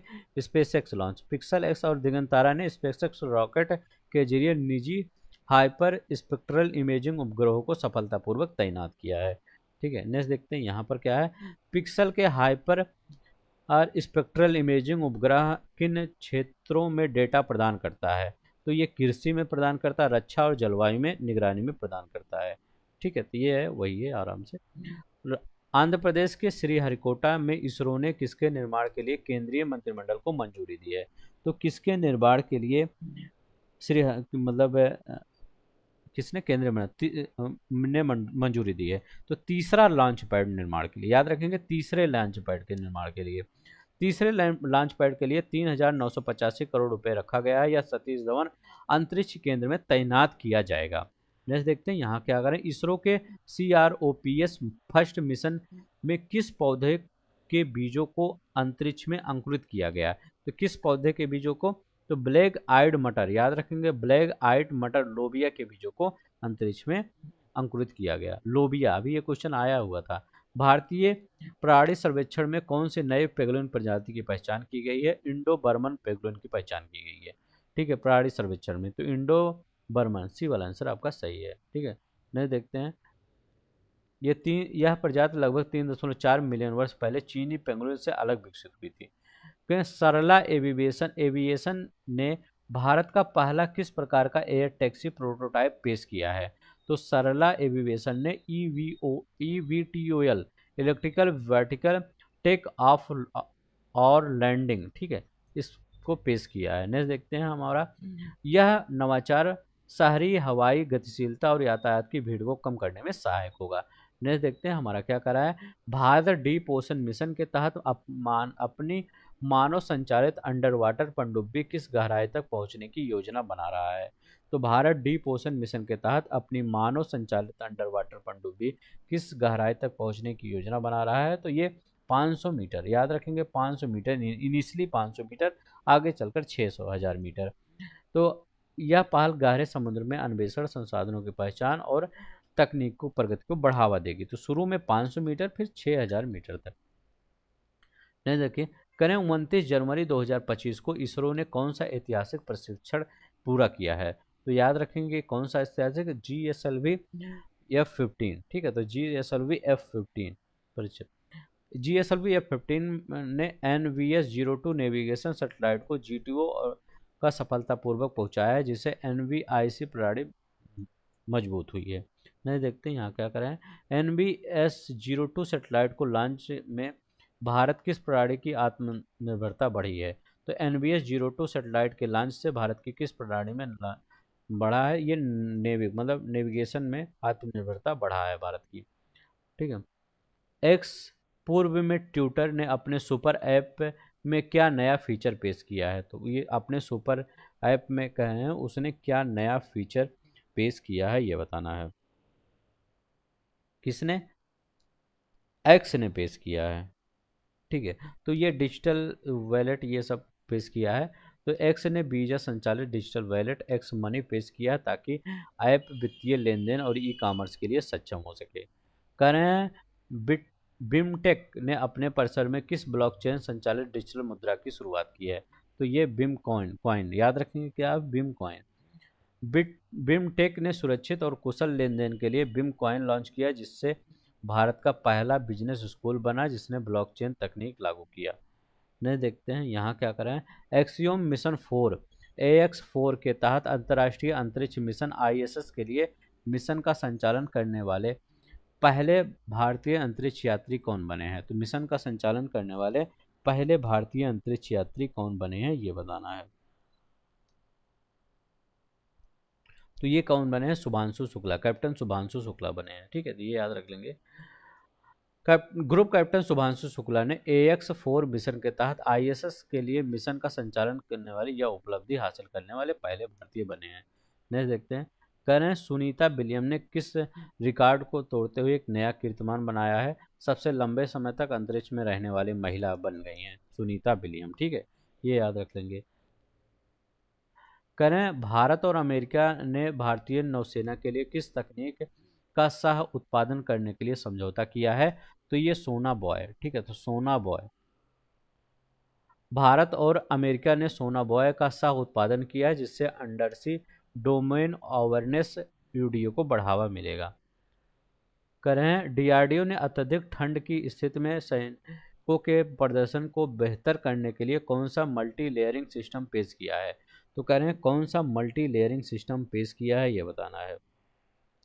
तो कौन सा हिम कवच ने पेश किया है? तो कौन सा हिम कवच पेश किया है? ठीक है, हिम कवच multi layer clothing system DRDO द्वारा विकसित किया गया है, ताकि सैनिक अत्यधिक ठंड से बेहतर प्रदर्शन कर सकें। करें राजस्थान के पोखरण फील्ड फायरिंग रेंज में डीआरडीओ ने किस मिसाइल का सफल परीक्षण किया है? नाग MK2 का सफल परीक्षण किया है। ठीक है, तो नाग MK2 ATGM भारत के एकीकृत मिसाइल विकास कार्यक्रम में एक महत्वपूर्ण हिस्सा है। 13 जनवरी 2025 को भारतीय नौसेना ने चेन्नई में किस बहुउद्देशीय पोत एम्फीबियन का शुभारंभ किया है? तो इन्होंने किस बहुउद्देशीय पोत, वो उत्कर्ष का शुभारंभ किया है। ठीक है, उत्कर्ष। भारतीय नौसेना ने LLT शिपयार्ड और चेन्नई में अपना दूसरा एम्फीबियन उत्कर्ष लॉन्च किया है। नेक्स्ट देखते हैं हमारा क्या करा है। भारतीय सेना ने 16 से 19 जनवरी 2025 तक किस अभ्यास का आयोजन किया है? तो डेविल स्ट्राइक का आयोजन किया है। तो किसका? डेविल स्ट्राइक का। तो याद रखिएगा, डेविल स्ट्राइक का आयोजन किया है, याद रखिएगा। भारतीय सेना ने डेविल स्ट्राइक नामक अभ्यास का आयोजन किया है, जिसमें विभिन्न युद्ध कौशल प्रशिक्षण शामिल था। नेक्स्ट देखते हैं। करें भारतीय नौसेना ने 17 जनवरी 2025 को किस समारोह के दौरान नागरिकों का वर्ष मनाया? तो डॉक्टर DS कोठारी ऑडिटोरियम नई दिल्ली में। ठीक है, तो याद रखेंगे कहाँ पर, किस समारोह के दौरान? डॉक्टर DS कोठारी ऑडिटोरियम में और नई दिल्ली में। भारतीय नौसेना ने नागरिकों का वर्ष 17 जनवरी 2025 को नई दिल्ली में डॉक्टर DS कोठारी ऑडिटोरियम में मनाया। यहाँ देखिए कह रहे हैं कि भारतीय नौसेना द्वारा निर्देशित मिसाइल विध्वंसक INS मुंबई किस बहुराष्ट्रीय अभ्यास में सक्रिय रूप से भाग ले रहा है? और 16 जनवरी 2025 को शुरू हुआ है। तो 16 जनवरी 2025 को शुरू हुआ ला पेरोस, याद रखेंगे, ला पेरोस। ला पेरोस इस चौथा संस्करण है, 16 जनवरी 2025 को शुरू हुआ। इसमें 9 सेना देशों में भाग लिया, 9 देशों ने भाग लिया। यह अभ्यास मलक्का हुआ, सुंडा हुआ, लोम्बैक हुआ और जलडमरू मध्य हुआ सहित रणनीतिक समुद्री गलियारों में आयोजित किया गया। कह रहे हैं भारत ने 21 जनवरी 2025 को किस कार्यक्रम में पर्यवेक्षक देश में भाग लिया? तो पर्यवेक्षक देश में, यूरोड्रोन में। तो यूरोड्रोम में भारत ने पर्यवेक्षक देश के रूप में भाग लिया। भारत ने यूरोड्रोम कार्यक्रम में पर्यवेक्षक देश बनकर रणनीति उपलब्ध हासिल की। यह कार्यक्रम मध्यम ऊंचाई वाले लंबे समय तक चलने वाले RPAS मेल RPS विकास के लिए जर्मनी हुआ, फ्रांस हुआ, इटली हुआ, स्पेन के सहयोग से चलाया जा रहा है। ठीक है, ये याद रख लेंगे। नेक्स्ट देखते हैं। बस इतना ही आपका था। कितना क्वेश्चन था? 167 क्वेश्चन था। और क्वेश्चन है, देखते हैं कि नहीं, नहीं और क्वेश्चन नहीं है। तो ये लगभग ये कितना 152 क्वेश्चन था। इसके एक्सप्लेनेशन भी दिया गया था, तो इसमें आपका कह सकते हैं तो 200 प्लस ही क्वेश्चन हो गया होगा। ठीक है, तो आज के लिए बस इतना ही।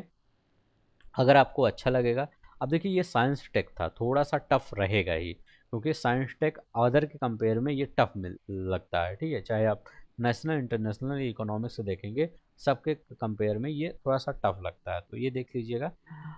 आज के लिए बस इतना ही। बस अपना पेपर दीजिए। बस अब एडुटेरियम बस इतना ही आएगा, इससे ज़्यादा मुश्किल है और कुछ लगता नहीं। और जो भी ये दिया गया है आपका, उसमें वो लगभग आपका MCQ के फॉर्म में कुछ प्रैक्टिस सेट दिए ही रहते हैं, तो उसका कोई करवाने का मतलब नहीं है। यहाँ पर वही करवाया गया है जो आपका थ्योरी के पार्ट में था। ठीक है, तो आज के लिए बस इतना ही। अपना या ध्यान रखिएगा। अगर अच्छा लगे तो लाइक शेयर सब्सक्राइब कर दीजिएगा। जय हिंद, जय भारत।